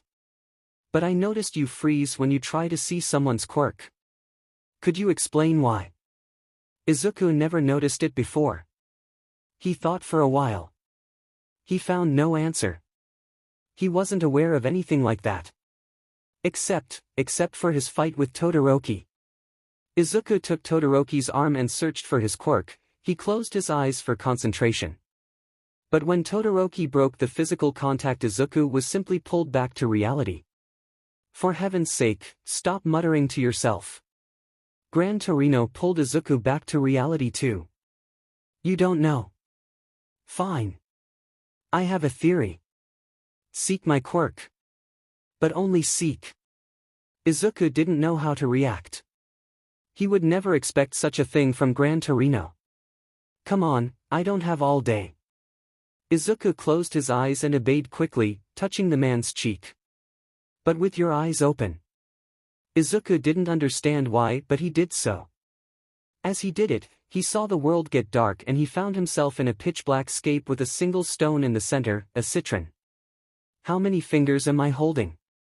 𝐬𝐡𝐢 heard 𝐷𝐿 right beside him but could not see the old man. I have no idea. Okay, you can let go now. 𝐬𝐡𝐢 let go of 𝐷�l's cheek and light returned to his eyes. Mirio held a face of fear and concern, sweating cold. Like I thought. 𝐷�L said, getting away from 𝐬𝐡𝐢. You get blind when you interact with other people's quirks. And you have a clear sign of that. Your eyes turn purple, maybe a little reddish. 𝐬𝐡𝐢 felt cold run through his spine. His mother would tell him how his father had red eyes like roses.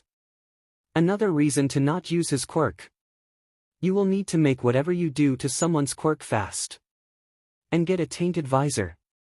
A transparent one would give you away. He looked at Mirio's face for some time. Let's have lunch. 𝐬𝐡𝐢 didn't want to move now. Golly, he always wanted to have another quirk in place of his. Any other. He hated it, other people hated it. But there was the thing, he could take and give quirks of others. He couldn't give all for one. And he tried. There was a kid he used to play with in a park Nana always took him to. This kid was quirkless and by the time 𝐬𝐡𝐢 didn't have Endeavor's quirk. So, he tried to give his own. Every time he got on the middle of the way everything stopped working. 𝐬𝐡𝐢 got up and went to the kitchen too.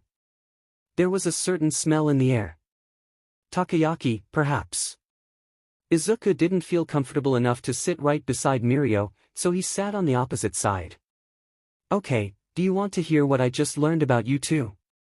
Yes, sir. Mirio said in a half-excited manner. Why not? Izuku said, pretending some positivity. Mirio, you received a quirk and it's natural you're not used to it, but you'll never get used to it if you don't use it. Izuku, you suppressed your quirk your whole life and, I don't believe I'll say it but, you have to let go of your fears. They made silence for some time, Mirio waiting for something more from 𝐸𝐻. Izuku knew there would be nothing. Aren't you telling us how to improve? Mirio finally asked. He doesn't work like that. Izuku told Mirio without looking at him. Something about teaching principles. If you want to improve you have to find your own way there. 𝐸𝐻 told in a mouthful of takoyaki. Then, Mirio started. What are we going to do now? Izuku is going to hold your quirk and I'm going to fight you. You said it with such ease. Izuku tried to sound natural. Not my quirks, not my problem. Izuku and Mirio looked in between themselves. Once 𝐸𝐻 finished his takoyaki they went back to the living room and Izuku took Mirio's quirk for the fighting exercise. What is its name? Izuku tried to avoid eye contact. He didn't want to show any sign of similarity to his father. Permeation. Mirio was sweating cold and Izuku felt it in his hand as he reached for the quirk. There were two quirks, an aquamarine and a rutilated quartz. The aquamarine had perfect cuts and facets, and probably Mirio's original quirk. Izuku rarely saw quirks and when he saw they were brute and not well cut, meaning the owner didn't practice it enough. Izuku took the quirk and let go of the physical contact, walking away of the center so 𝐸𝐻 could do his worst to Mirio. Izuku closed his eyes and took some time to get a look at the quirk. It was water-like and slightly bluish as expected from an aquamarine, fitting perfectly its role of permeation. Considering his fight with 𝐸𝐻 and the name of the quirk, it probably allowed Mirio to phase throw things such as walls and floors. Izuku didn't know the drawbacks and he didn't want to discover. As he opened his eyes, he saw Mirio already pinned to the floor receiving an arm wrench that seemed to hurt more on his shoulder than on the arm itself. It won't work this way. 𝐸𝐻 spoke as he let go of Mirio's arm. You have no practice with one for all. Can you at least feel it? I can, but it feels strange to use it. Like it's not mine. Well, I can't help you with that. That's why I accepted to train him as well. Izuku took some time to absorb the words, but when he did, they hit him with everything. What? You want me to help him with this? Do you see anyone else here who had to deal with a quirk you weren't born with? 𝐸𝐻 sat on the sofa as if it was only natural for Izuku to be responsible for this. Can I at least give his quirk back? He won't use one for all if he can use his own quirk. Is that a no? Izuku insisted. What do you think? Izuku got closer to be heard and to hear Mirio. Can you see it? No. Mirio said as if in confusion. It was sort of cornered and a little neglected. Do you have problems to reach it? Or, when you use it, it seems external. It seems more like alien, actually. Izuku remembered when he got Endeavor's quirk. It felt as if the world had changed, and not him. Did you notice any changes? Perhaps on the world around you? No, not at all. Mirio seemed disconnected, maybe even lost. Izuku felt difficulties trying to reach out to him. Or maybe, you don't want things to change. Izuku took some time to make eye contact and he noticed Mirio's eyes were blue, small and stoic, although his expression and body language told the exact opposite. Do you want things to change, Mirio? I don't know. Everything is just upside down lately. I sort of understand that. Izuku waited the words to make effect. Mirio seemed less tense. Let's make a deal. I will activate your quirk for you to feel it. When you say you are ready, I'll let go and you try to use it on your own. Is it okay? I think we can try. Izuku took Mirio's hand. He didn't have to find the quirk for this one. It was like commands lead by electricity. I feel it. Mirio sounded enthusiastic. Can I let go? I think so. Izuku let go of Mirio's hand and waited for some commentary. I think I'm ready to try again. Good. Because I'm changing some rules. 𝐸𝐻𝐻 got out of the sofa, satisfied with the outcome. It's simple. 𝐬𝐻𝐻, you do push-ups while I fight Mirio, and if you stop, I do an arm wrench on him. Mirio, you might as well end this quick. 𝐬𝐻𝐻 could see Mirio sweating cold again. But he couldn't blame his senpai, he was probably sweating as well. Mirio's arms depended on 𝐬𝐻𝐻 and 𝐬𝐻𝐻's muscles depended on Mirio. This was how the rest of their afternoon. When the first round ended, 𝐸𝐻𝐻 told 𝐬𝐻𝐻 to do sit-ups. End of second round was squats, and so it went until the fifth, finishing with dips. When it was over, 𝐬𝐻𝐻 couldn't feel his body, his arms and legs felt like noodles and all the rest was sauce. Mirio wasn't in a better shape, his arms were trembling on pain and he looked exhausted. It's getting better, but it's too slow. Looked at a clock on the wall, it didn't seem to be working, but 𝐸𝐻𝐻 followed its information anyways. That's enough for today. He got to the kitchen with light steps as if this was just a game for him. Mirio, come here. 𝐬𝐻𝐻 took his attention. I'll give your quirk back. They took each other's hands and 𝐬𝐻𝐻 gave back Mirio's quirk. On the kitchen, 𝐸𝐻𝐻 was doing takoyaki again.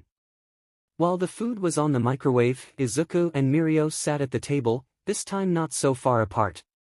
Notice you will do everything again tomorrow. 𝐸𝐻𝐻 commented out of the blue. Said and done. On the next day they met over the same hour and started the training, but this time it was a bit different. 𝐬𝐻𝐻, today you will try to catch me while Mirio does some push-ups. Heard you gave 𝗫𝗲𝗏's quirk back, by the way. Should I be concerned with that? 𝗫𝗫𝗏. I thought he was retired. Mirio looked impressed. His eyes. Mirio held a face of fear and concern, sweating cold. Like I thought. 𝐸𝐻𝐻 said, getting away from 𝐬𝐻𝐻. You get blind when you interact with other people's quirks. And you have a clear sign of that. Your eyes turn purple, maybe a little reddish. 𝐬𝐻𝐻 felt cold run through his spine. His mother would tell him how his father had red eyes like roses. Another reason to not use his quirk. You will need to make whatever you do to someone's quirk fast. And get a tainted visor. A transparent one would give you away. He looked at Mirio's face for some time. Let's have lunch. 𝐬𝐻𝐻 didn't want to move now. Golly, he always wanted to have another quirk in place of his. Any other. He hated it, other people hated it. But there was the thing, he could take and give quirks of others. He couldn't give all for one. And he tried. There was a kid he used to play with in a park Nana always took him to. This kid was quirkless, and by the time 𝐬𝐻𝐻 didn't have 𝗫𝗫𝗏's quirk. So, he tried to give his own. Every time he got on the middle of the way, everything stopped working. 𝐬𝐻𝐻 got up and went to the kitchen too. There was a certain smell in the air. Takoyaki, perhaps. 𝐬𝐻𝐻 didn't feel comfortable enough to sit right beside Mirio, so he sat on the opposite side. Okay, do you want to hear what I just learned about you two? Yes, sir. Mirio said in a half-excited manner. Why not? 𝐬𝐻𝐻 said, pretending some positivity. Mirio, you received a quirk and it's natural you're not used to it, but you'll never get used to it if you don't use it. 𝐬𝐻𝐻, you suppressed your quirk your whole life and, I don't believe I'll say it, but, you have to let go of your fears. They made silence for some time, Mirio waiting for something more from 𝐸𝐻𝐻. 𝐬𝐻𝐻 knew there would be nothing. Aren't you telling us how to improve? Mirio finally asked. He doesn't work like that. 𝐬𝐻𝐻 told Mirio without looking at him. Something about teaching principles. If you want to improve, you have to find your own way there. 𝐸𝐻𝐻 told in a mouthful of takoyaki. Then, Mirio started. What are we going to do now? 𝐬𝐻𝐻 is going to hold your quirk and I'm going to fight you. You said it with such ease. 𝐬𝐻𝐻 tried to sound natural. Not my quirks, not my problem. 𝐬𝐻𝐻 and Mirio looked in between themselves. Once 𝐸𝐻 finished his takoyaki, they went back to the living room and Izuku took Mirio's quirk for the fighting exercise. What is its name? Izuku tried to avoid eye contact. He didn't want to show any sign of similarity to his father. Permeation. Mirio was sweating cold and Izuku felt it in his hand as he reached for the quirk. There were two quirks, an aquamarine and a rutilated quartz. The aquamarine had perfect cuts and facets, and probably Mirio's original quirk. Izuku rarely saw quirks, and when he saw they were brute and not well cut, meaning the owner didn't practice it enough. Izuku took the quirk and let go of the physical contact, walking away of the center so 𝐸𝐻 could do his worst to Mirio. Izuku closed his eyes and took some time to get a look at the quirk. It was water-like and slightly bluish as expected from an aquamarine, fitting perfectly its role of permeation. Considering his fight with 𝐸𝐻 and the name of the quirk, it probably allowed Mirio to phase throw things such as walls and floors. Izuku didn't know the drawbacks and he didn't want to discover. As he opened his eyes, he saw Mirio already pinned to the floor receiving an arm wrench that seemed to hurt more on his shoulder than on the arm itself. It won't work this way. 𝐸𝐻 spoke as he let go of Mirio's arm. You have no practice with one for all. Can you at least feel it? I can, but it feels strange to use it. Like it's not mine. Well, I can't help you with that. That's why I accepted to train him as well. Izuku took some time to absorb the words, but when he did, they hit him with everything. What? You want me to help him with this? Do you see anyone else here who had to deal with a quirk you weren't born with? 𝐸𝐻 sat on the sofa as if it was only natural for Izuku to be responsible for this. Can I at least give his quirk back? He won't use one for all if he can use his own quirk. Is that a no? Izuku insisted. What do you think? Izuku got closer to be heard and to hear Mirio. Can you see it? No. Mirio said as if in confusion. It was sort of cornered and a little neglected. Do you have problems to reach it? Or, when you use it, it seems external. It seems more like alien, actually. Izuku remembered when he got Endeavor's quirk. It felt as if the world had changed, and not him. Did you notice any changes? Perhaps on the world around you? No, not at all. Mirio seemed disconnected, maybe even lost. Izuku felt difficulties trying to reach out to him. Or maybe, you don't want things to change. Izuku took some time to make eye contact and he noticed Mirio's eyes were blue, small and stoic, although his expression and body language told the exact opposite. Do you want things to change, Mirio? I don't know. Everything is just upside down lately. I sort of understand that. Izuku waited the words to make effect. Mirio seemed less tense. Let's make a deal. I will activate your quirk for you to feel it. When you say you are ready, I'll let go and you try to use it on your own. Is it okay? I think we can try. Izuku took Mirio's hand. He didn't have to find the quirk for this one. It was like commands lead by electricity. I feel it. Mirio sounded enthusiastic. Can I let go? I think so. Izuku let go of Mirio's hand and waited for some commentary. I think I'm ready to try again. Good. Because I'm changing some rules. 𝐸𝐻 got out of the sofa, satisfied with the outcome. It's simple. Izuku, you do push-ups while I fight Mirio, and if you stop, I do an arm wrench on him. Mirio, you might as well end this quick. Izuku could see Mirio sweating cold again. But he couldn't blame his senpai, he was probably sweating as well. Mirio's arms depended on Izuku and Izuku's muscles depended on Mirio. This was how the rest of their afternoon. When the first round ended, 𝐸𝐻 told Izuku to do sit-ups. End of second round was squats and so it went until the fifth, finishing with dips. When it was over, Izuku couldn't feel his body, his arms and legs felt like noodles and all the rest was sauce. Mirio wasn't in a better shape, his arms were trembling on pain and he looked exhausted.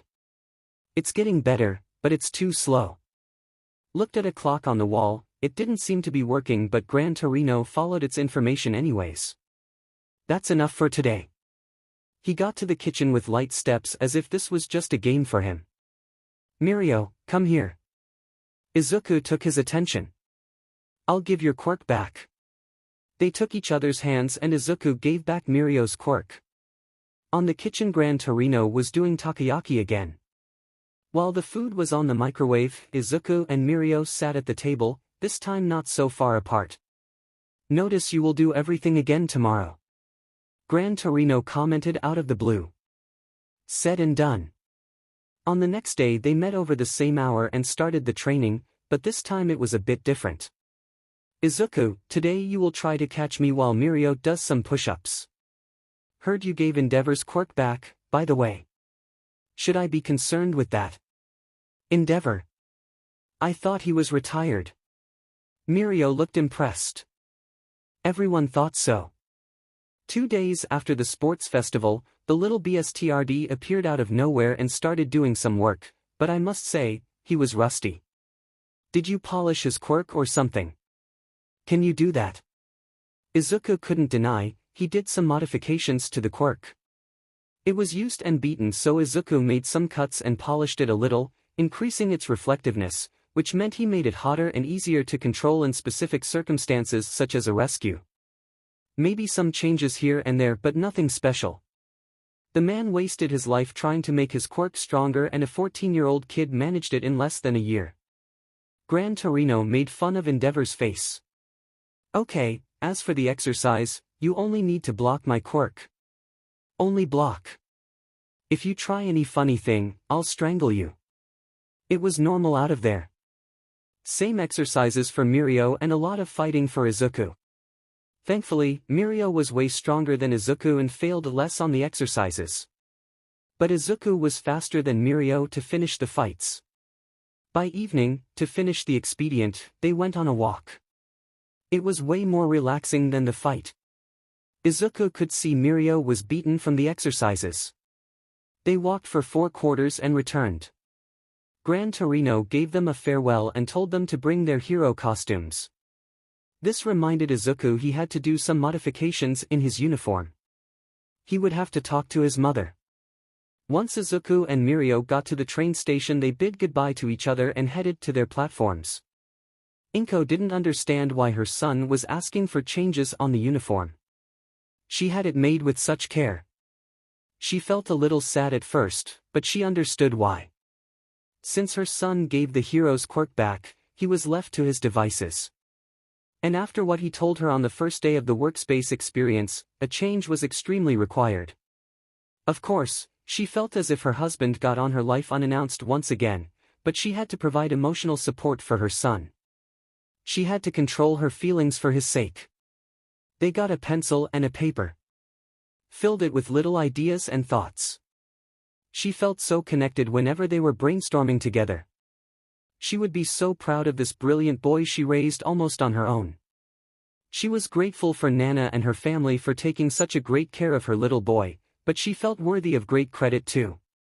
She got loads of questions such as, "Where is Daddy? Who is my father? Am I bad?" He would only confide these things to her. She asked to Nana if he ever did those same questions to her. The answer was always no. When she looked at the paper at her son's lap, it had a sketch of uniform with the same features as hers but with some little modifications. There were some notes on some parts as well. "Mom, are you okay? You've been staring at the paper for quite some time." I'm just admiring your drawing. I'm terrible at drawing." "No, you're not. Mom, the whole development department made it known that my drawings are bad." "Then they should see your notes." "Not my notes. They have so many appealing drawings. They have by terrible monologues." "That too." Inko remembered all the quirk researches made in dozens of notebooks. Just another clue she had of how similar he was to Hisashi. What about green glasses for the goggles? She tried to make it easier for both. "I was thinking of a dark shade of gray or reflective glass, like snowboard goggles." "That seems good too." "As for the gloves." She found no idea on how to modify it to 𝐬𝐻𝐸. The purpose of the glove was now its very reason to be a topic in debate. It was there to avoid physical contact. Perhaps I could take them off completely. No, she said almost immediately. She knew it was necessary to put it aside, but the gloves were still protection. What if we just use fingerless gloves? They will allow you to use your quirk freely, won't it?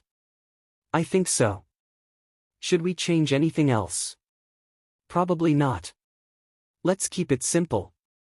Show no light. 𝐀𝐦 felt the sadness in her son's voice.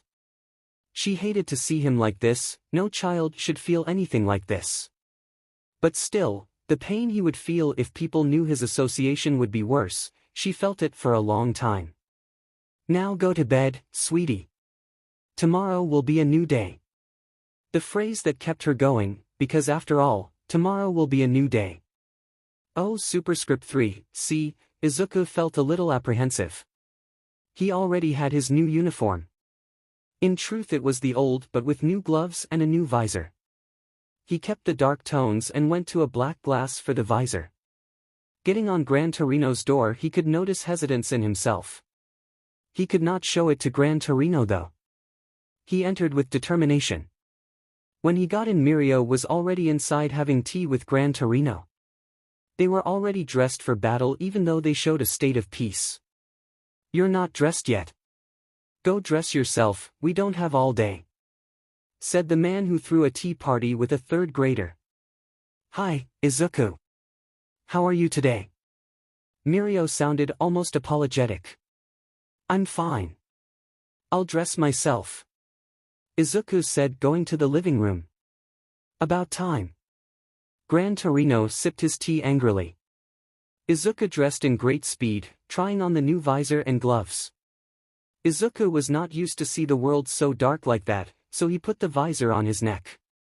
As for the gloves, they were more comfortable than the previous ones, but he felt his fingertips cold. With this he was ready for anything that was thrown at him. I'm ready, he announced when he got in the kitchen. Nice glasses, Mirio told 𝐬𝐻𝐸. Thanks. Right. Let's go. Where are we going? 𝐬𝐻𝐸 asked. Hosu. You two need new camp experience. It's full of villains to kick there. After this, 𝐬𝐻𝐸 was marching to the lion's den. So many villains. So many chances of capture. But he didn't complain. The train ride was smooth until something crashed on it and made a great hole in it. You both stay here. 𝐲𝐻𝐸 jumped of the train.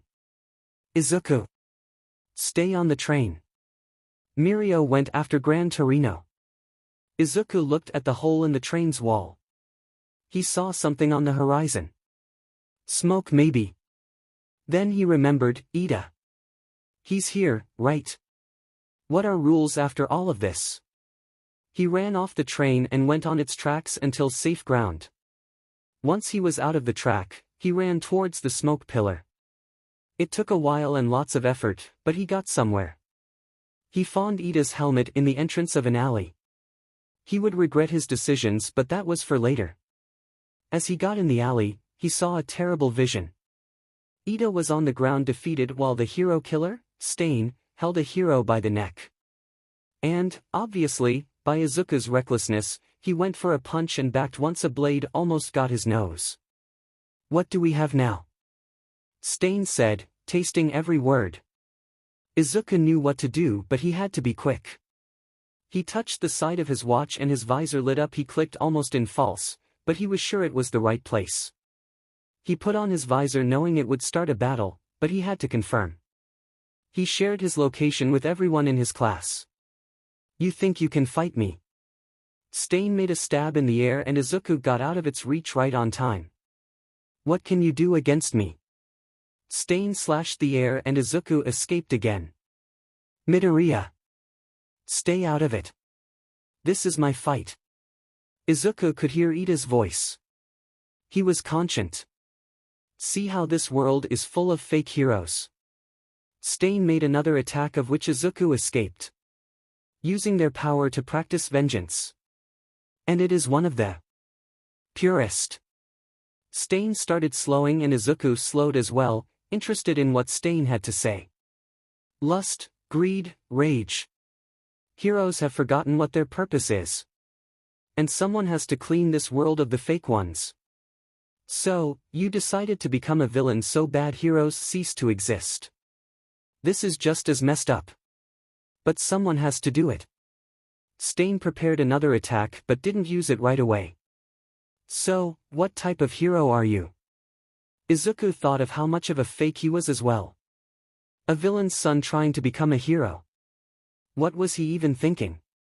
Finally, 𝐡𝐴NE made his move and hit 𝐬𝐻𝐢 on his cheek. 𝐬𝐻𝐢 thought it was practically nothing until 𝐡𝐴NE the BLD on the blade. 𝐬𝐻𝐢 lost his senses. He fell to the ground, paralyzed. 𝐬𝐻𝐢. What happened? Ida asked in despair. It was a dumb idea listening to him. 𝐬𝐻𝐢 tried to fake a laugh as Toshinori would do to say everything would be just fine. But he couldn't. Now. First, I will deal with my target and then you. As 𝐡𝐴NE got close to the hero, an ice wall appeared and kept 𝐡𝐴NE from getting any closer. Sorry, I'm late. 𝐬𝐻𝐢 was sure this was Todoroki's voice from behind and 𝐬𝐻𝐢 was grateful for that. Another one. 𝐡𝐴NE seemed a little annoyed now. Todoroki wasn't one for talks, so he went to an attack. He froze the ground trying to get 𝐡𝐴NE stuck in it. It didn't work but it made the floor slippery. 𝐡𝐴NE made his attacks too, even tried to throw blades, but none met Todoroki's skin. 𝐬𝐻𝐢 started feeling his senses returning to him little by little. 𝐬𝐻𝐢 had to move. He had to. After some seconds of struggle and pulling his body only with his arms, 𝐬𝐻𝐢 managed to get up in a not-so-graceful effort, but workful nonetheless. Fire and ice on a fight of swords. Then 𝐬𝐻𝐢 had an idea. Hey, 𝐡𝐴NE. Let me guess your quirk. Everyone in the alley seemed impressed, everyone but 𝐡𝐴NE. It's a BLD quirk. And considering you have been fast to commit your crimes, it has nothing to do with quantity. Is it type then? Now he had a reaction out of 𝐡𝐴NE's masked face, it was almost curiosity. Coagulation, perhaps. 𝐬𝐻𝐢 made a run to 𝐡𝐴NE. Let's find out. It took some time and some help from Todoroki, but he managed to touch 𝐡𝐴NE's skin.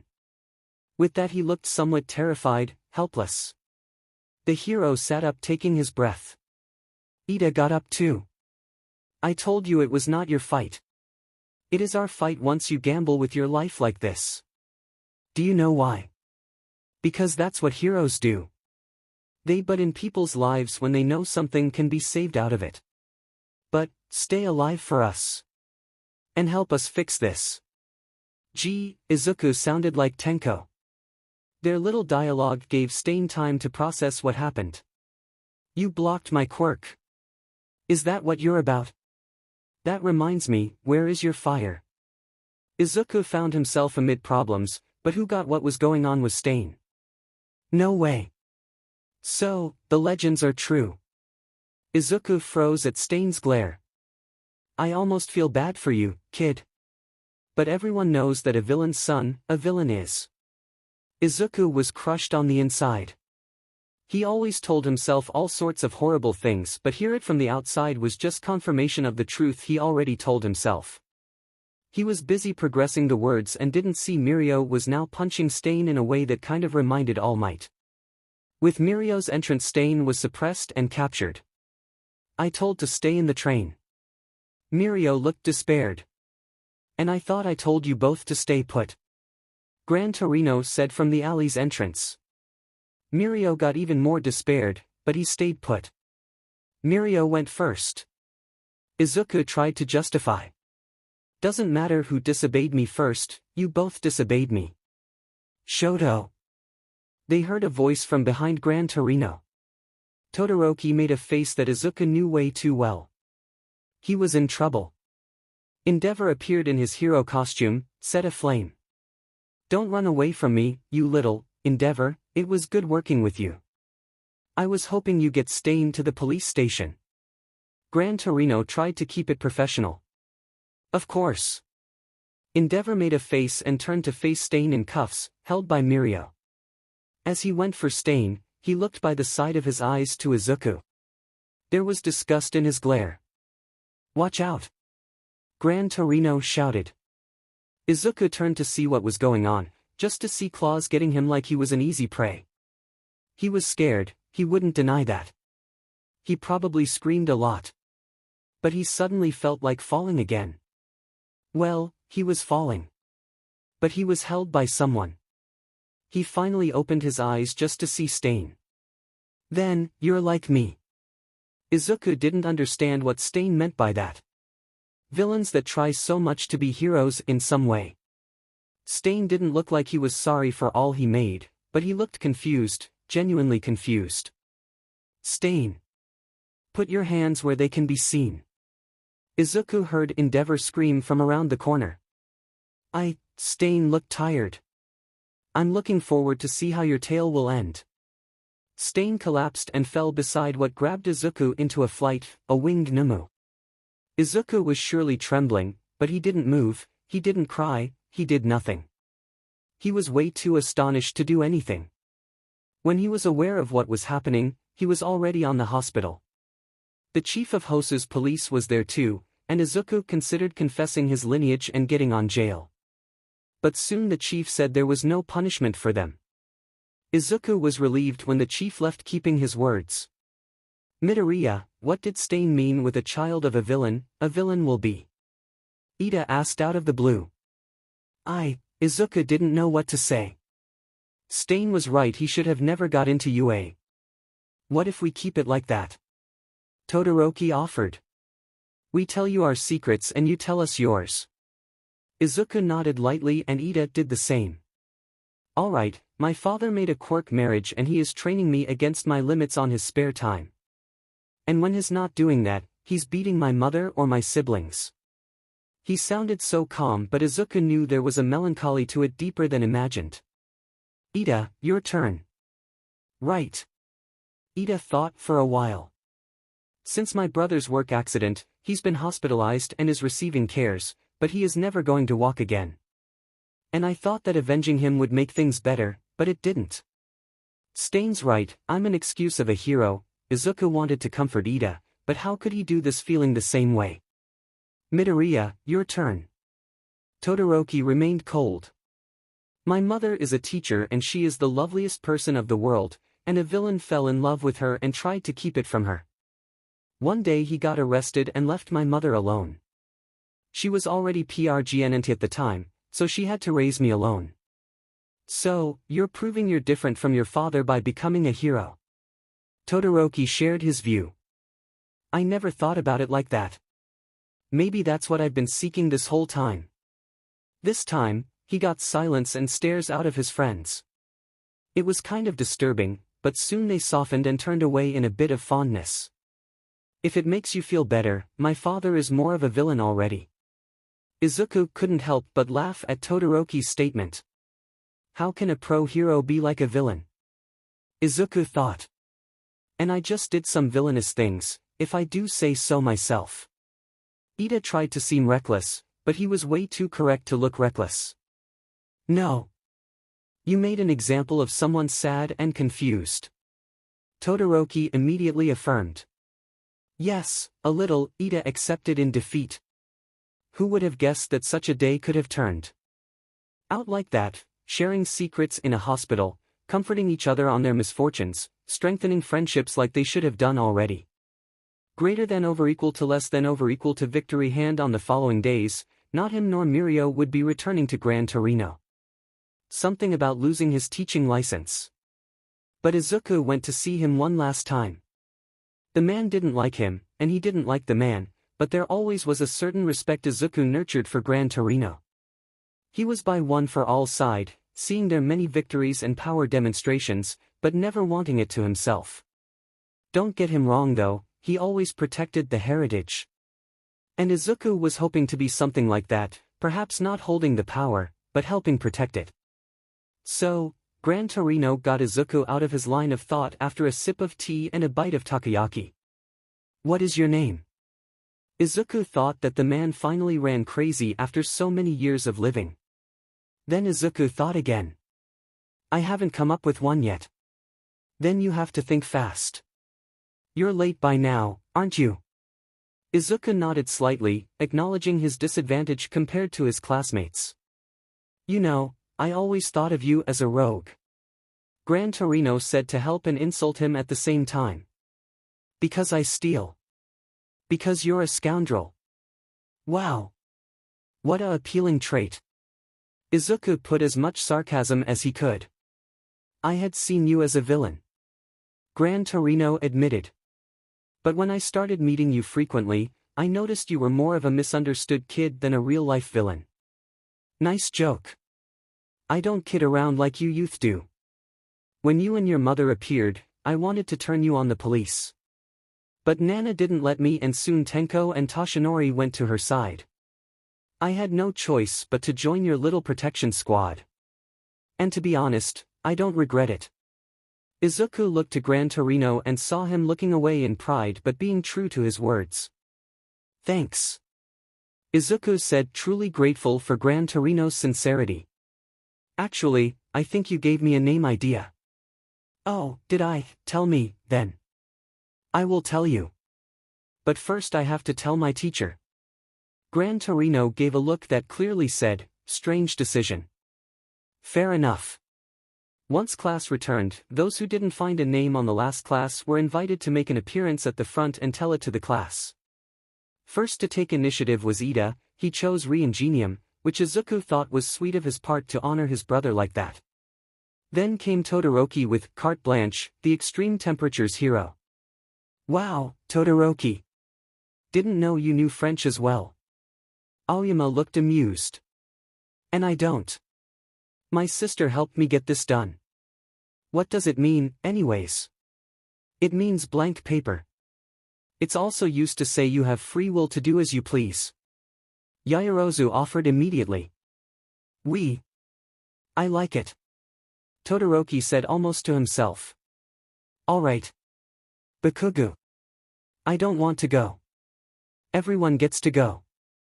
Aizawa assured Kaken of his fate. What about Deku? He didn't go yet. He goes after you. Kaken got up and cursed all his way through to the front. Just saying, the old hag chose it for me. He flipped the board to show his hero name. Izuku could see Kaken as blushed as a tomato. Can I go now? Say it out loud, please. Aizawa asked with no fear of the almost exploding student. The explosion's hero, Kaken. It wasn't on Kaken's normal tone, but it was audible anyways. Thank you, Bakugo. You can sit now. Kaken returned, cursing hell on his every step. Now, Midoriya. Izuku wasn't that excited to tell his name as well, but it had to be done someday. Deku, the rogue hero. It's a contradictory name. Are you sure you want to keep it? I'm sure. Stop copying me, Deku. Bakugo, please, sit down. There is no way he would have copied you, it's not even the same name. Bakugo sat down and began cursing again. Aizawa freed Izuku to sit as well. What was worse was that he could feel Kaken's gaze burning his skin. All been said, there's a new announcement. Aizawa took a piece of paper and, reading from it, announced without any enthusiasm. Meet your new modern hero art history teacher, Ida Tensei. It surprised Izuku. Ida's brother would lecture in UA. Good morning, students. Teacher Ida came through the door on a wheelchair. Morning. Everyone answered at the same time, a little relentless and curious, but they answered. I'm Ida Tensei and I'm going to be your modern hero art history teacher. If you have any questions, go ahead, ask anything. Izuku thought but found no questions to make. Are you a substitute to Midnight or is she not coming back? Tsuyu asked after raising a hand. I'm just a substitute. I'm sure she is coming back. Kaminari raised a hand fearlessly but with an expression that told otherwise. Are you Ida's brother? Yes, I am Tenya's brother. I told you this was a stupid question. 𝐬𝐡𝐢𝐬 said in 𝐀𝐦 𝐍𝐴 in an audible tone. Are you chair-bound? 𝐀𝐦 asked without even raising a hand.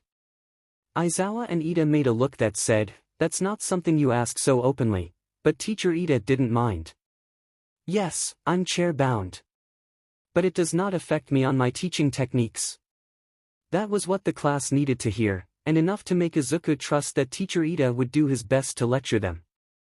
The final exams were around the bend and it was almost as frightening as exciting. There was going to be a written test and a physical test. Izuku felt like he was going to fail on the latest one. His quirk held nothing, and if he would face robots his quirk would have no effect. Apart from this fear, the classes were great. They were pretty much the same, but now they also had meetings with 𝐀𝐦, who Izuku affectionately called Teacher Ida to differ from his brother. Teacher Ida was clearly a first-board teacher. He was confused in most of his classes and didn't know how to demand something out of class. He would get nervous and say a word more than once on the same sentence or change the whole sentence, dislocating some words. He would always ask for forgiveness on that part and 𝐀𝐦 would laugh, but it didn't change the fact that he knew what he was talking about. When he was answering only one person, he would start babbling about the whole movement mentioned in class or about a specific artist's life. With time, this became less occurrent and he became more open to class, almost a third homeroom teacher, considering 𝐶𝐸 was a second homeroom teacher. When they were self-aware once again, they were already doing the written test. The written test was the easiest. First place came Yaoyorozu, second was Ida, third was Izuku.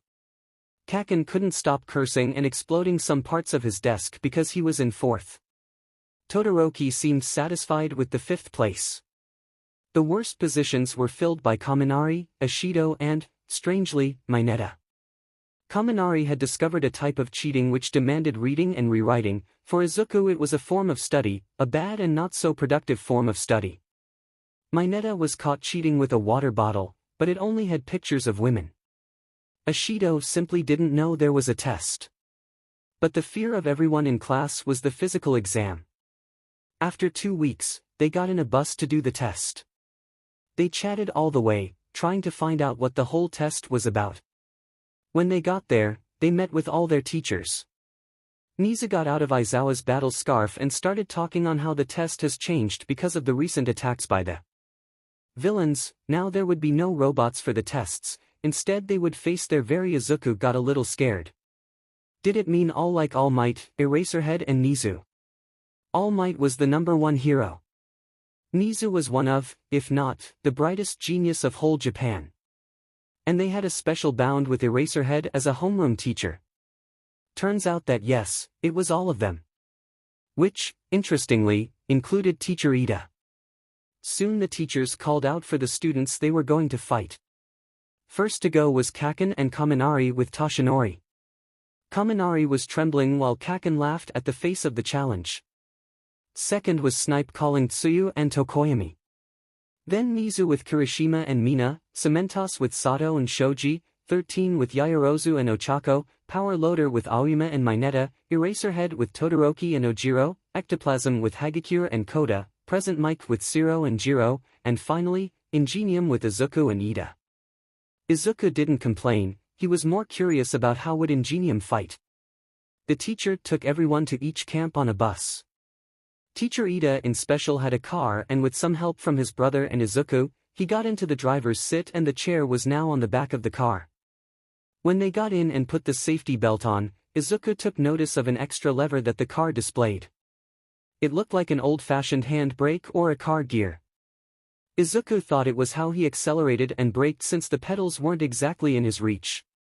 Getting in the camp, they helped Teacher Ida back to his chair and he went to the center of the camp, giving Izuku and Ida time to hide away. After some minutes they heard a horn that signed the beginning of the test. They started looking for their opponent, a little slower than in Ida's, like considering Izuku didn't have any way of mobility like Ida had, but there was no need of going much further. They were ambushed and Izuku's curiosity on the teacher's new fighting style was over. Teacher Ida went past them in smaller version of a race car with a black dome as protection.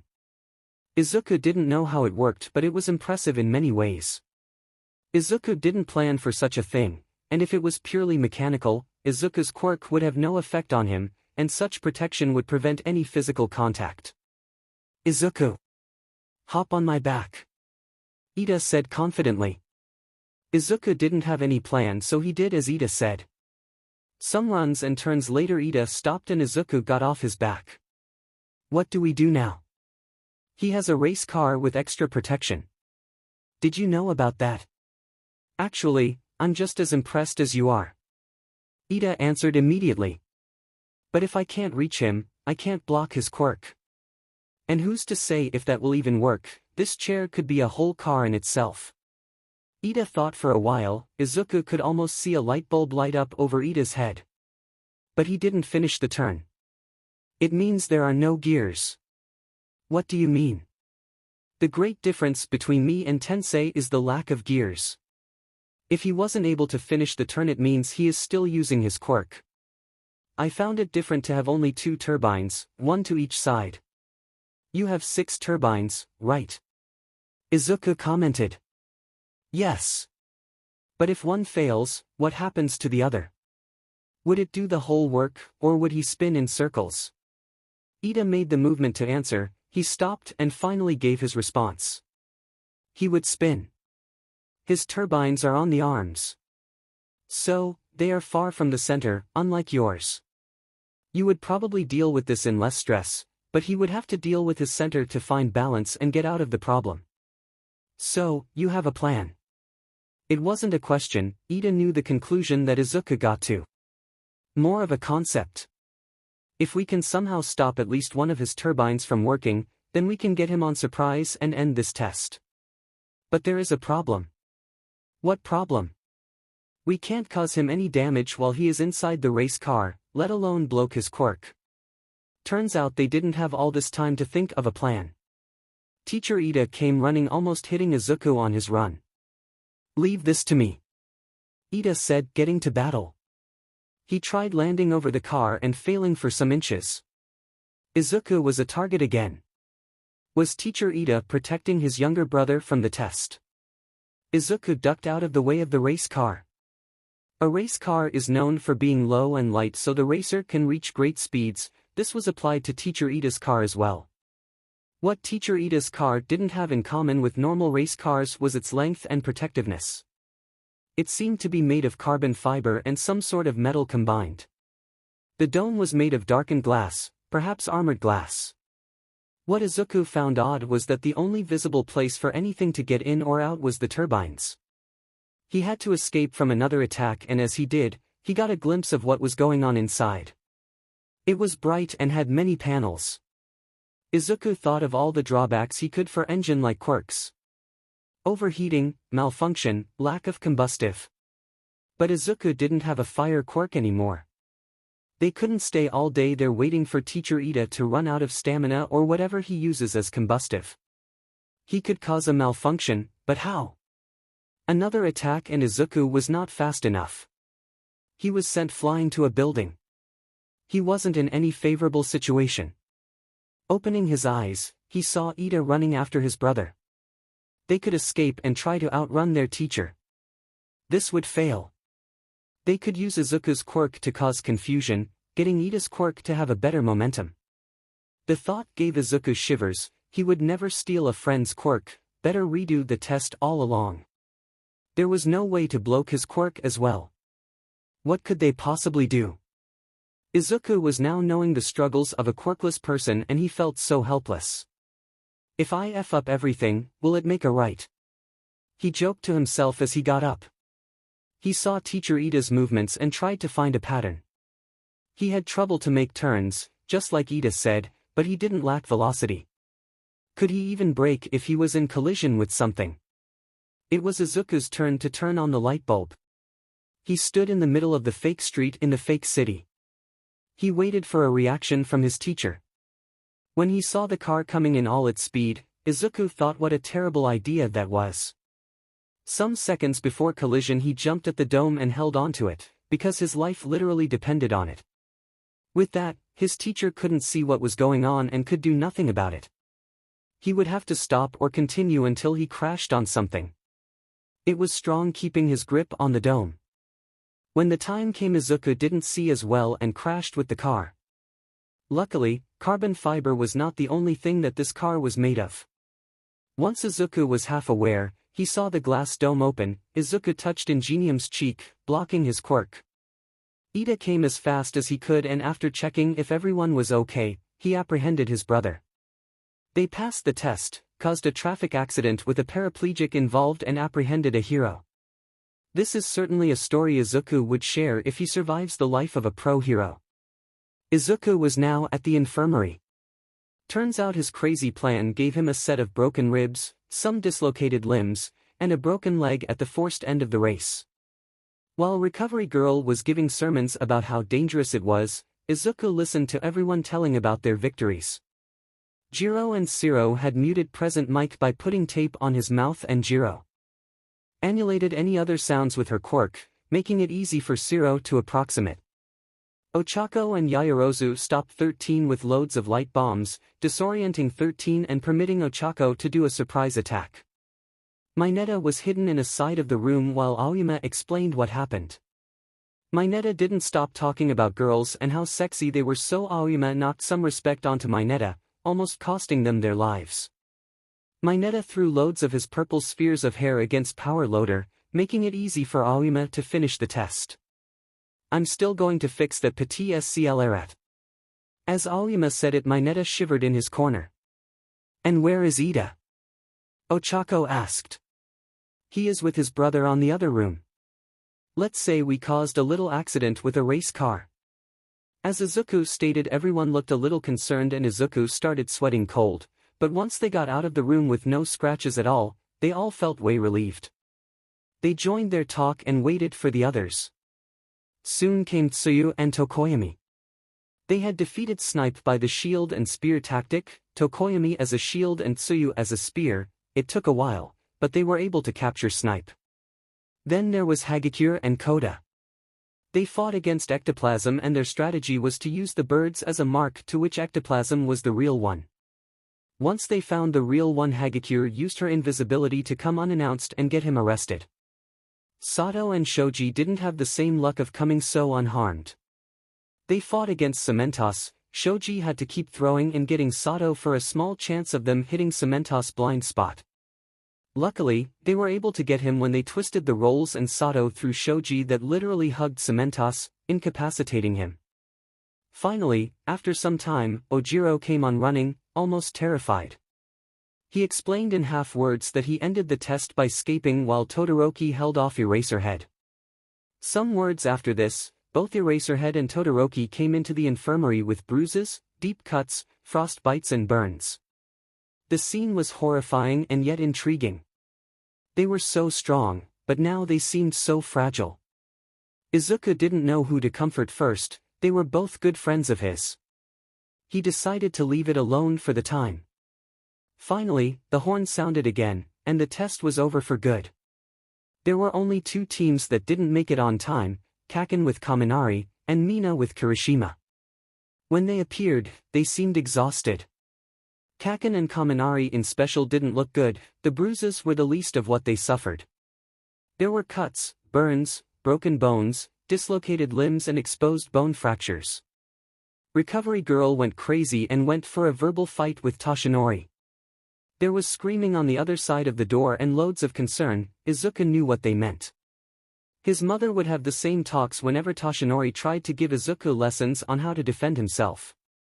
It was always on the line of, he is just a kid, but Izuku knew that this half worked with Toshinori and would hurt Kaken's ego if he heard. Then Mina and Kirishima explained how they failed miserably at the test. Nizu got on a demolition vehicle and blocked all possible escape, never being able to get close. They failed once the horn sounded. But, seriously, what happened to him? Mina asked, pointing to Kaken. "Talk to my face, Beach." Kaken screamed in pure anger. "Language." Both Idas corrected Kaken's ways. It wasn't by luck that All Might came to be the #1 hero. Izuku answered with bitterness to his words. "All teachers, to my room for the records about the battle." Nizu announced on the speakers. "I got to go, kids. I wish you all good luck."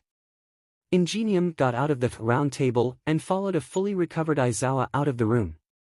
Even though there was still the evaluation, Izuku felt at ease. He did his best and now their performance was at the hands of the teachers. Turns out they can't trust Aizawa after all. No one failed for real, but those who held the lowest scores on the written test or failed in the physical would make an extra work at the summer camp. For the next day, they were advised to search for solar protectors and other normal stuff for a summer camp. Since Sensei isn't back to action yet, I got to make all the introductions. I only ask respect of you both, and an open mind if that is even possible. 𝐀𝐦 opened the door to two teenagers with horrible choice of clothes and killer look in the eyes.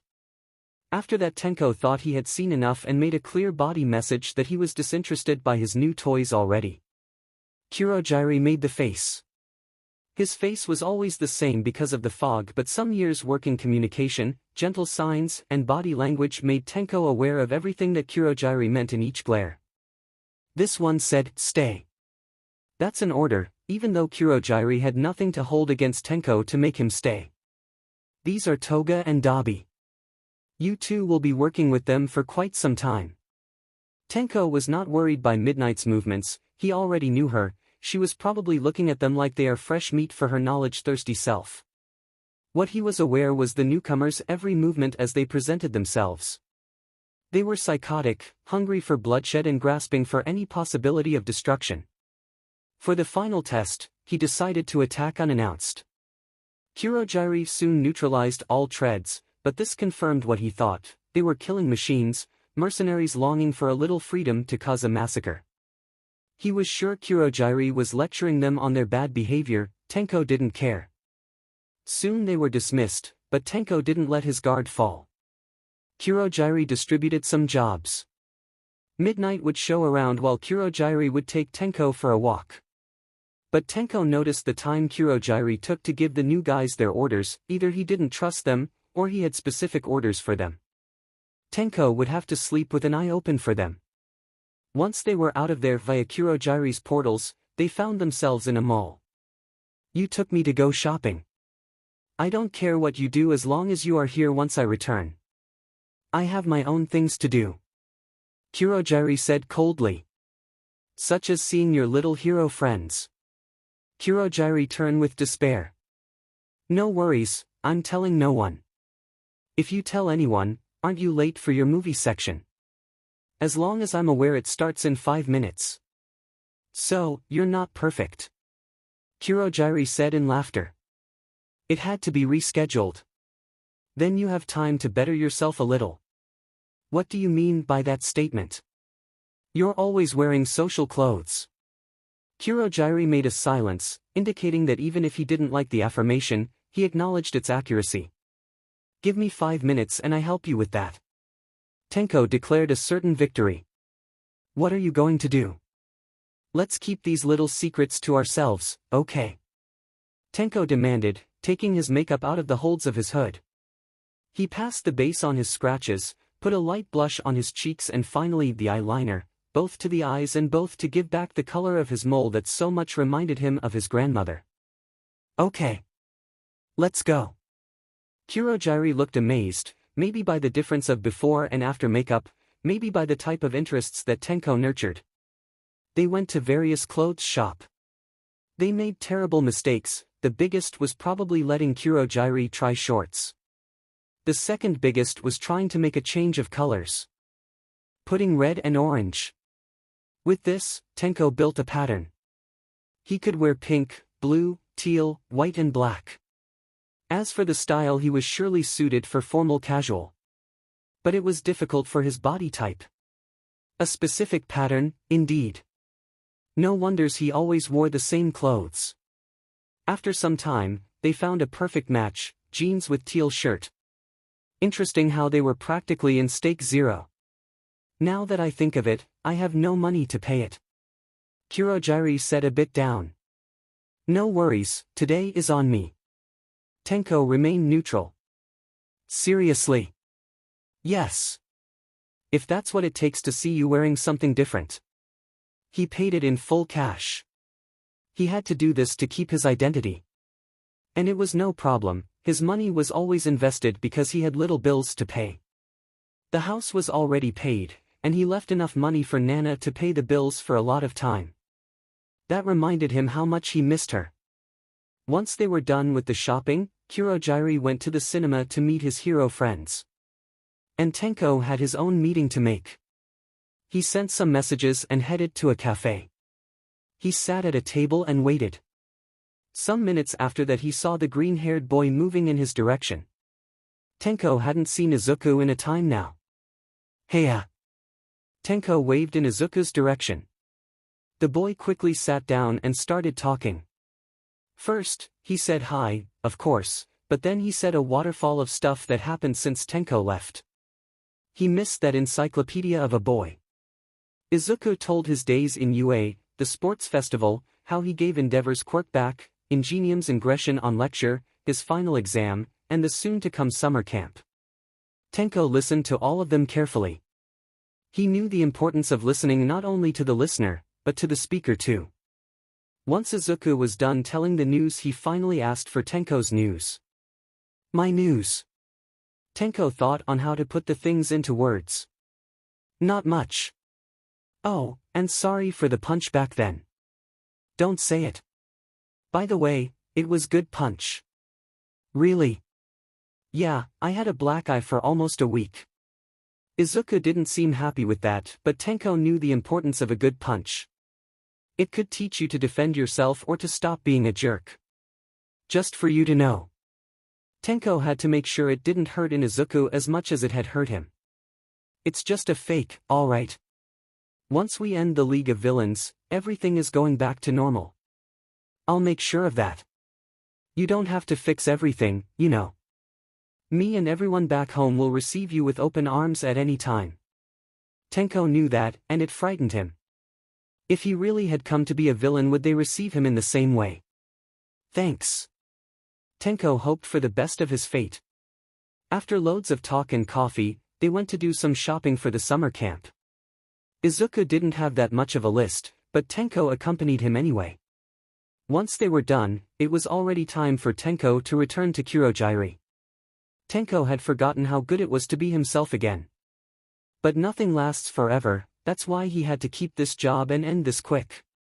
That's why he had to stand in the lion's den. 𝐬𝐸 didn't feel so good. He was about to meet his dad and would be presented to a bunch of villains that may or may not be just as crazy as Twice. Don't get him wrong, 𝐬𝐸 liked the guy.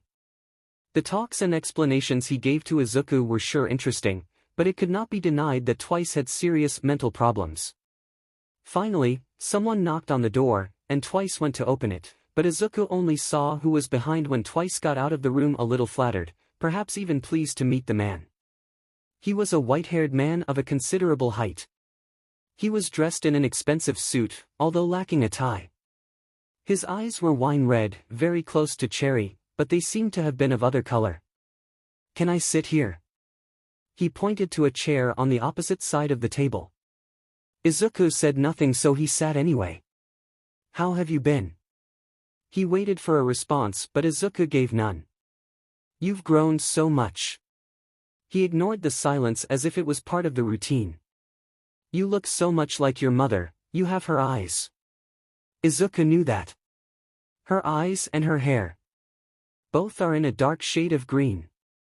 I know I haven't been the most present dad for you, but I want to change. He gave a pause, maybe thinking of a way to ask for forgiveness. Why not get dressed? I bought you a suit. I didn't know what you liked to wear, and since it's going to be a somewhat formal gathering, I thought it would serve you well. Why not try it out? He said as a box had appeared magically in his hands. Teleport, 𝐬𝐸 noted. 𝐬𝐸 didn't complain and dressed himself while his dad waited on the other side of the door. It was his exact size, as if his father had kept a close eye on him for the past days. Perhaps he had watched 𝐬𝐸 his whole life without any permission. When he got out of the room, his father surely was impressed, but it wasn't for the reason 𝐬𝐸 thought. Don't know how to tie a tie as well. 𝐬𝐸 almost shook his head in a negative, but he limited himself to only look away. Seems like my plan to ask for your help dripped down the drain. Izuku almost laughed at the statement. This was why he was wearing an expensive suit and yet had no tie on. With that, Izuku felt easy and let himself be led to the main hall. It was strangely well illuminated and held bright-colored decorations, things you wouldn't expect from a villain's hideout. "Do you like it?" his father asked as if he was a faint ghost whispering to Izuku's ears. "I had to ask for a little help. More like a big help." Izuku heard the familiar voice and, even though he didn't need to turn around to find out who it was, he did so as a sign of respect and perhaps forgiveness. "Kurogiri," Izuku said faintly. "Hello, Izuku. Why not have a drink? The taste is divine," Kurogiri said without moving, perhaps expecting orders or permission to move. "Did you make it?" Izuku tried to sound natural. "Yes, I did." Kurogiri sounded proud of himself even though his face held no expressions. "Izuku, I'd like you to meet the group," his father said, pointing to the rest of the place. Izuku looked supplicating to Kurogiri for an excuse to stay. There was none, so Izuku followed his father's lead. He met loads of people, some that twice told him, some were new. He even met Midnight. After the conversation he had with Midnight, his father made her go away by only saying that was enough and giving her a look that said, "He is too young for this sort of conversation." "Do you know people here?" Izuku had to ask. "I know everyone here. Every and each person here was carefully selected for the jobs they were designed for." "Then do you know that you hired a hero?" "Izuku, as I said, every and each person here was chosen meticulously. It was no luck that she is here," he said coldly. Not harshly, only coldly. For some minutes he thought about what he could have planned for Tenko then. "Speaking of him, Tenko, I know you've already met my son, but to keep the looks I am introducing him to you." Tenko bowed and, as Izuku, gladly, bowed back. Then, Izuku's father took him to a more private part of the party. "Izuku, I think our party ends here. The heroes will get here pretty soon, and you'll be rescued." Izuku couldn't help but feel relieved at the phrase. "So, I'd like you to stay with one of my quirks. But I need you to lose your fear of using your own quirk." Izuku understood what it meant. His father wanted Izuku to get the quirk himself. Izuku couldn't. He simply couldn't. There was a knock on the wall at the end of the room and suddenly chaos spread amongst villains that tried to fight the heroes that invaded the place. "Izuku, stay here. I'll deal with it," his father said before walking calmly towards the mayhem. Of course, Izuku didn't stay put. He went down a corridor. He didn't like what he found, loads of tanks and materials. Izuku surely didn't want to know what was on the tanks. Suddenly he tripped over something and found himself on the ground. When he turned to see what he tripped over, he found Ragdoll, limp and still in her hero uniform. Izuku tried to wake her up gently and, when it didn't work, he woke her up not so gently. Still didn't work. Or Izuku shook too lightly or she was dead. So Izuku started to freak out on the second option. He stopped when he felt something touching him. Ragdoll was awake, but seemed tired. "Ragdoll, are you alright?" Izuku showed his despair towards her condition. "I don't think so. Where are we?" She talked as she recollected herself. "We got captured and now there is a fight in the main room. We got to get out of here." He tried to lift her by the arms. It was a bit difficult, but soon she was up. "There should be an exit somewhere." "I can't feel it." Ragdoll's voice had helplessness. "What?" Izuku asked her as he touched the darkened walls for a door. "My quirk. I can't feel it." Izuku stopped in understanding to her despair. "Hey," he turned to face her, she was on the edge of crying. "Come on, maybe it will come back." Izuku calmed Ragdoll the best he could, even though he knew it wouldn't. "We'll get out of here and we'll fix your quirk in no time." Suddenly the wall broke down, like a wrecking ball had just hit it. When the person that broke the wall appeared, Izuku felt like he could cry with happiness. Mirio appeared in his hero uniform. Mirio was rescuing Izuku. And, seemingly, he won for all. "Izuku, we came to rescue you," Mirio said happily and loudly as if there was no villain around. "Wait, we..." Izuku got out of his happy vibes and got into a certain awareness. Right in the moment he said it, 5 of his friends and 2 other 3rd graders passed through the hole and, one by one, said hello to him. 𝐀𝐦 wanted to receive Izuku with a punch, but thankfully Kirishima held him by the back. Ragdoll was tired and said nothing, but her expression screamed failure. Probably she felt guilty for the situation. "We need to get her out of here," Izuku told himself in low volume. "Mirio, get her out of here. She is vulnerable in this situation. But we came here to rescue you too." Mirio intervened as he got to her side to catch her up. "I know. And you'll save lives anyhow. But she needs you the most now." Izuku smiled, trying to hide all insecurities to provide them with bravery. "Don't fall for that. That's how he has been lying this whole time. Saying everything is going to be fine, but I don't take this bullshit anymore." 𝐀𝐦 started talking and walking towards Izuku with hell on his back, while Kirishima looked puzzled about how he escaped. "You're not going to walk away and do stupid SHT. He finally got Izuku's collar and held him close to his head. "Not again." The 2 other 3rd graders showed intention to separate the two, but they didn't. "𝐀𝐦, I'm really sorry if I couldn't be the friend you wanted me to be. Nor the sidekick you wished for. But if I can do one good thing, you'll find me out there doing that one good thing." Izuku used a cold tone that he never used before. One that implied firmness and depth. He couldn't help but compare it to his father's coldness. Then there was a rumble and the wall came to the ground. What Izuku saw shook him to the core. Toshinori was now fighting his father. One for all was fighting all for one. And the bad was winning, the good was losing. If 𝐀𝐦 had let go of Izuku's collar or not, he didn't care. He ran towards the fight.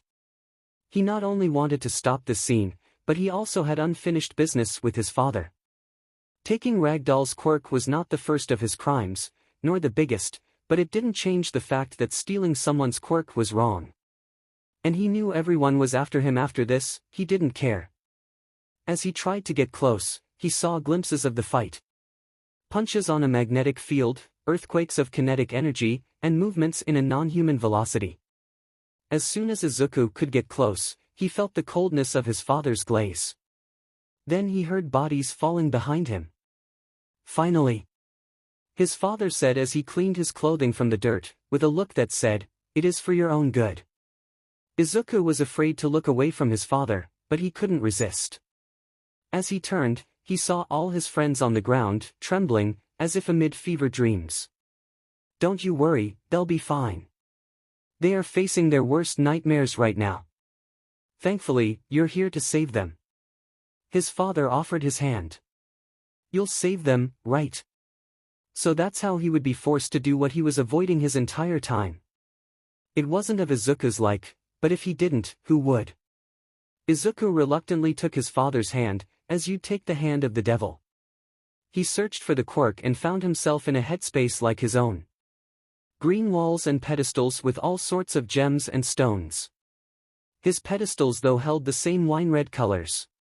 He found the quirk he needed to take to save his friends. It was the only one he had access to, the rest was barred by the same red stone that made the pedestals. He took what he could and looked to the others. One of these had to be Ragdoll's quirk. Before he could even try to grab one, he was out of the headspace. When he was aware once again, his father was petting his head with a look of pride in his eyes. Then he turned and walked towards 𝐀𝐦 𝐍𝐴. 𝐀𝐦, take those who survived to the central. He spoke softly. As 𝐀𝐦 𝐍𝐴 did so, he turned to have another look at what was conquered on that day. Then he disappeared in a teleport of his own. Izuku came to his knees. Tsukachi could not believe what was going on in his surroundings. First, the files for the spy operation were changed, not once, but twice, with claims to have seen 3 different names there. Second, the attack at UA. Then, the summer camp attack. And finally, this. Now this is a lot more paperwork. Sansa was there helping him with all the problems that the most recent attack caused. First things first, All Might's official distancing for injury treatment. His injuries were an interesting thing at this rate. Some minor cuts and a well-localized punch that took his previous injury and broke some ribs that were still intact or recovered over years of treatment. It was still impressive that he continued to fight after that. 𝐸𝐸 took care of the captured villains' files while Sansa covered the injured files. Amid captured villains, there was also Midnight. It didn't seem unusual since the spy operation was changed twice, but when he put her on the system as redeemable, it denied. 𝐸𝐸 tried doing the same a few more times, but it kept on denying. Sansa, can I take a look at Midnight's crime history? I'm having trouble archiving her files. 𝐸𝐸 asked without taking his eyes out of the computer. Here you go. Sansa handed the files. It was a folder with a few papers inside. As he opened, he felt a cold shock running through his back. The only thing he read from the files was her name, the rest was deduced by photos of a bloody corpse of an old lady with a cut on the throat and stabs on the chest. When was this registered? 𝐸𝐸 asked shakily.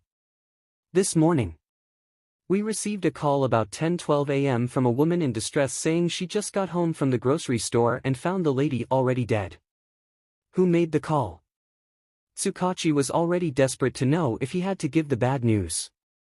I think her name was 𝐀𝐦 𝐍𝐨𝐭. 𝐸𝐸 got up trembling, gasping for air. 𝐸𝐸, are you all right? I just need some air. 𝐸𝐸 said as he exited the room. Nana Shimura was dead. 𝐸𝐸 was at the pit of crying. He rarely had the time to visit the lady, but when All Might couldn't appear for Mother's Day or Christmas, he would always give flowers on All Might's behalf. Whenever he would go to her home, she would ask, Are you hungry? Do you want to stay for dinner? Want some tea? When 𝐸𝐸 could breathe again, he tried to think of a way to tell All Might that his mentor died. 𝗂𝗃 𝐸𝐡𝐚 woke up in his bedroom. It was only 2 days after Nana's funeral, and he didn't feel like doing anything at all. He knew classes had returned to normality because the demand for new heroes rose. He didn't care for it at the moment. Nothing mattered at the moment. There was a knock on the door and Izuku thought it was his mother coming to cheer him up. The outcome was surprising. Aizawa entered and walked towards the table with a bow of katsudon. With the katsudon laid down safely, he went to check on Izuku. Izuku could only stare at him with tired eyes. Get up. He used his usual tone. Izuku turned away, pretending he didn't hear it well. He heard steps and felt curious on what he was doing. Suddenly, he felt cold water pour down onto his face. Get up. Aizawa said again. This time, Izuku got up in milliseconds. Open your mouth. Aizawa said as he reached for the bow. I am not hungry, thank you. He stopped by the pain he felt in his foot. Aizawa had kicked his ankle. As he opened his mouth to mourn over the pain, he felt katsudon fill his mouth with the wonderful taste it held. Mother's katsudon. Izuku thought as he reached for the bow and started eating by himself. Aizawa started searching through Izuku's drawers. When he found what he was looking for, he returned to Izuku's bed and laid a white shirt and jeans over the sheets. Once Izuku finished his meal, Aizawa started unfolding his battle scarf. Get yourself dressed, he said as the whole scarf was out of his neck. Izuku didn't disobey this time. Aizawa would probably just wrap Izuku with the megalong scarf and make him get dressed somehow. As Izuku changed clothes, he could see Aizawa was taking out his jumpsuit and underneath it, there was casual clothing. It wasn't so different from the jumpsuit but the sweater he was using read, I'm relaxing, don't disturb the hero. Izuku guessed it was one of Present Mix gifts. Or Kuroji's. Izuku discarded the option. Soon, Izuku was fully dressed and Aizawa was wearing his scarf again. Now let's go. Where are we going? Izuku was finding all of this very strange. You will see. Aizawa made something impossible. He made Izuku exit his room. and was going to achieve the unthinkable, make 𝐬𝐻𝐬 exit his home. His mother greeted him surprised by Aizawa's achievement and bid them farewell when he said they were exiting now. Maybe she also knew where 𝐬𝐻𝐬 was heading to. After some walking, Aizawa stopped at the front of a hospital. Immediately, 𝐬𝐻𝐬 started feeling guilty. He tried to imagine how many people were hurt in the fight between All Might and him. They got in and Aizawa talked to the receptionist. 𝐬𝐻𝐬 didn't care much about what was being said, he was looking around for anything interesting or important, but he found nothing. Soon, Aizawa poked his arm and gave him a room number before walking to the elevator. 𝐬𝐻𝐬 followed him without questioning. When Aizawa opened the door of said room, 𝐬𝐻𝐬 hesitated to step in. Flowers, chocolate, and more were piled in a side of the room.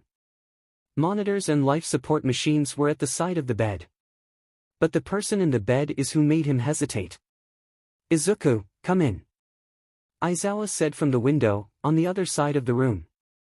As 𝐬𝐻𝐬 stepped in he felt Toshinori's glare. He wanted to disappear, dissolve into the air. Anything other than face Toshinori now. 𝐬𝐻𝐬. Toshinori said in a low and weak voice. 𝐬𝐻𝐬 felt as weak as Toshinori's voice, he couldn't move an inch. I'll leave you two in privacy, Aizawa said as he exited the room. As soon as 𝐬𝐻𝐬 heard the closing door, he felt tears cloud his eyes. He didn't want to cry, but his body failed him. Oh no, don't cry, Toshinori tried to calm him down. Come on, sit here. He signed to a chair next to his bed. 𝐬𝐻𝐬 sat down in it and started to wipe the tears from his face. I'm sorry you went through this, young Midoriya. This is not your fault. 𝐬𝐻𝐬 tried to protest, but his voice faltered. And I'm sorry I was not a good fatherly figure to you. This time the tears came and 𝐬𝐻𝐬 didn't have the strength to stop them. What do you mean? 𝐬𝐻𝐬 almost wasn't able to say it. I should have protected you. Supported you in the right way. Be a role model for you, but you are, 𝐬𝐻𝐬 tried to understand. Toshinori looked into 𝐬𝐻𝐬's eyes for some time. Then finally, he looked away and said, 𝐬𝐻𝐬, I was a terrible fatherly figure to you. Toshinori looked ashamed. I was afraid of you, of what you could become. So, I started to avoid you. Whenever it was my turn to take care of you, I passed you on to Aizawa. I neglected you. And whenever I felt bad about it, all I could do was talk to you, never spend real time with you. But you spent, 𝐬𝐻𝐬 still denied understanding. Suddenly 𝐬𝐻𝐬 felt Toshinori's arms around him. I'm sorry I wasn't there for you when you needed me, but now I'm here. I'm here, 𝐬𝐻𝐬 replayed in his head. He always pretended that his life was somewhat normal. Pretended that all of that didn't hurt him. But now, remembering his childhood, he couldn't help but feel lonesome. He was falling apart in a way he never did before. Is it okay to fall apart like that? 𝐻𝐻𝐬, is it true? Enji didn't understand what that was supposed to mean. He was kind of annoyed by the things that happened in the last few days.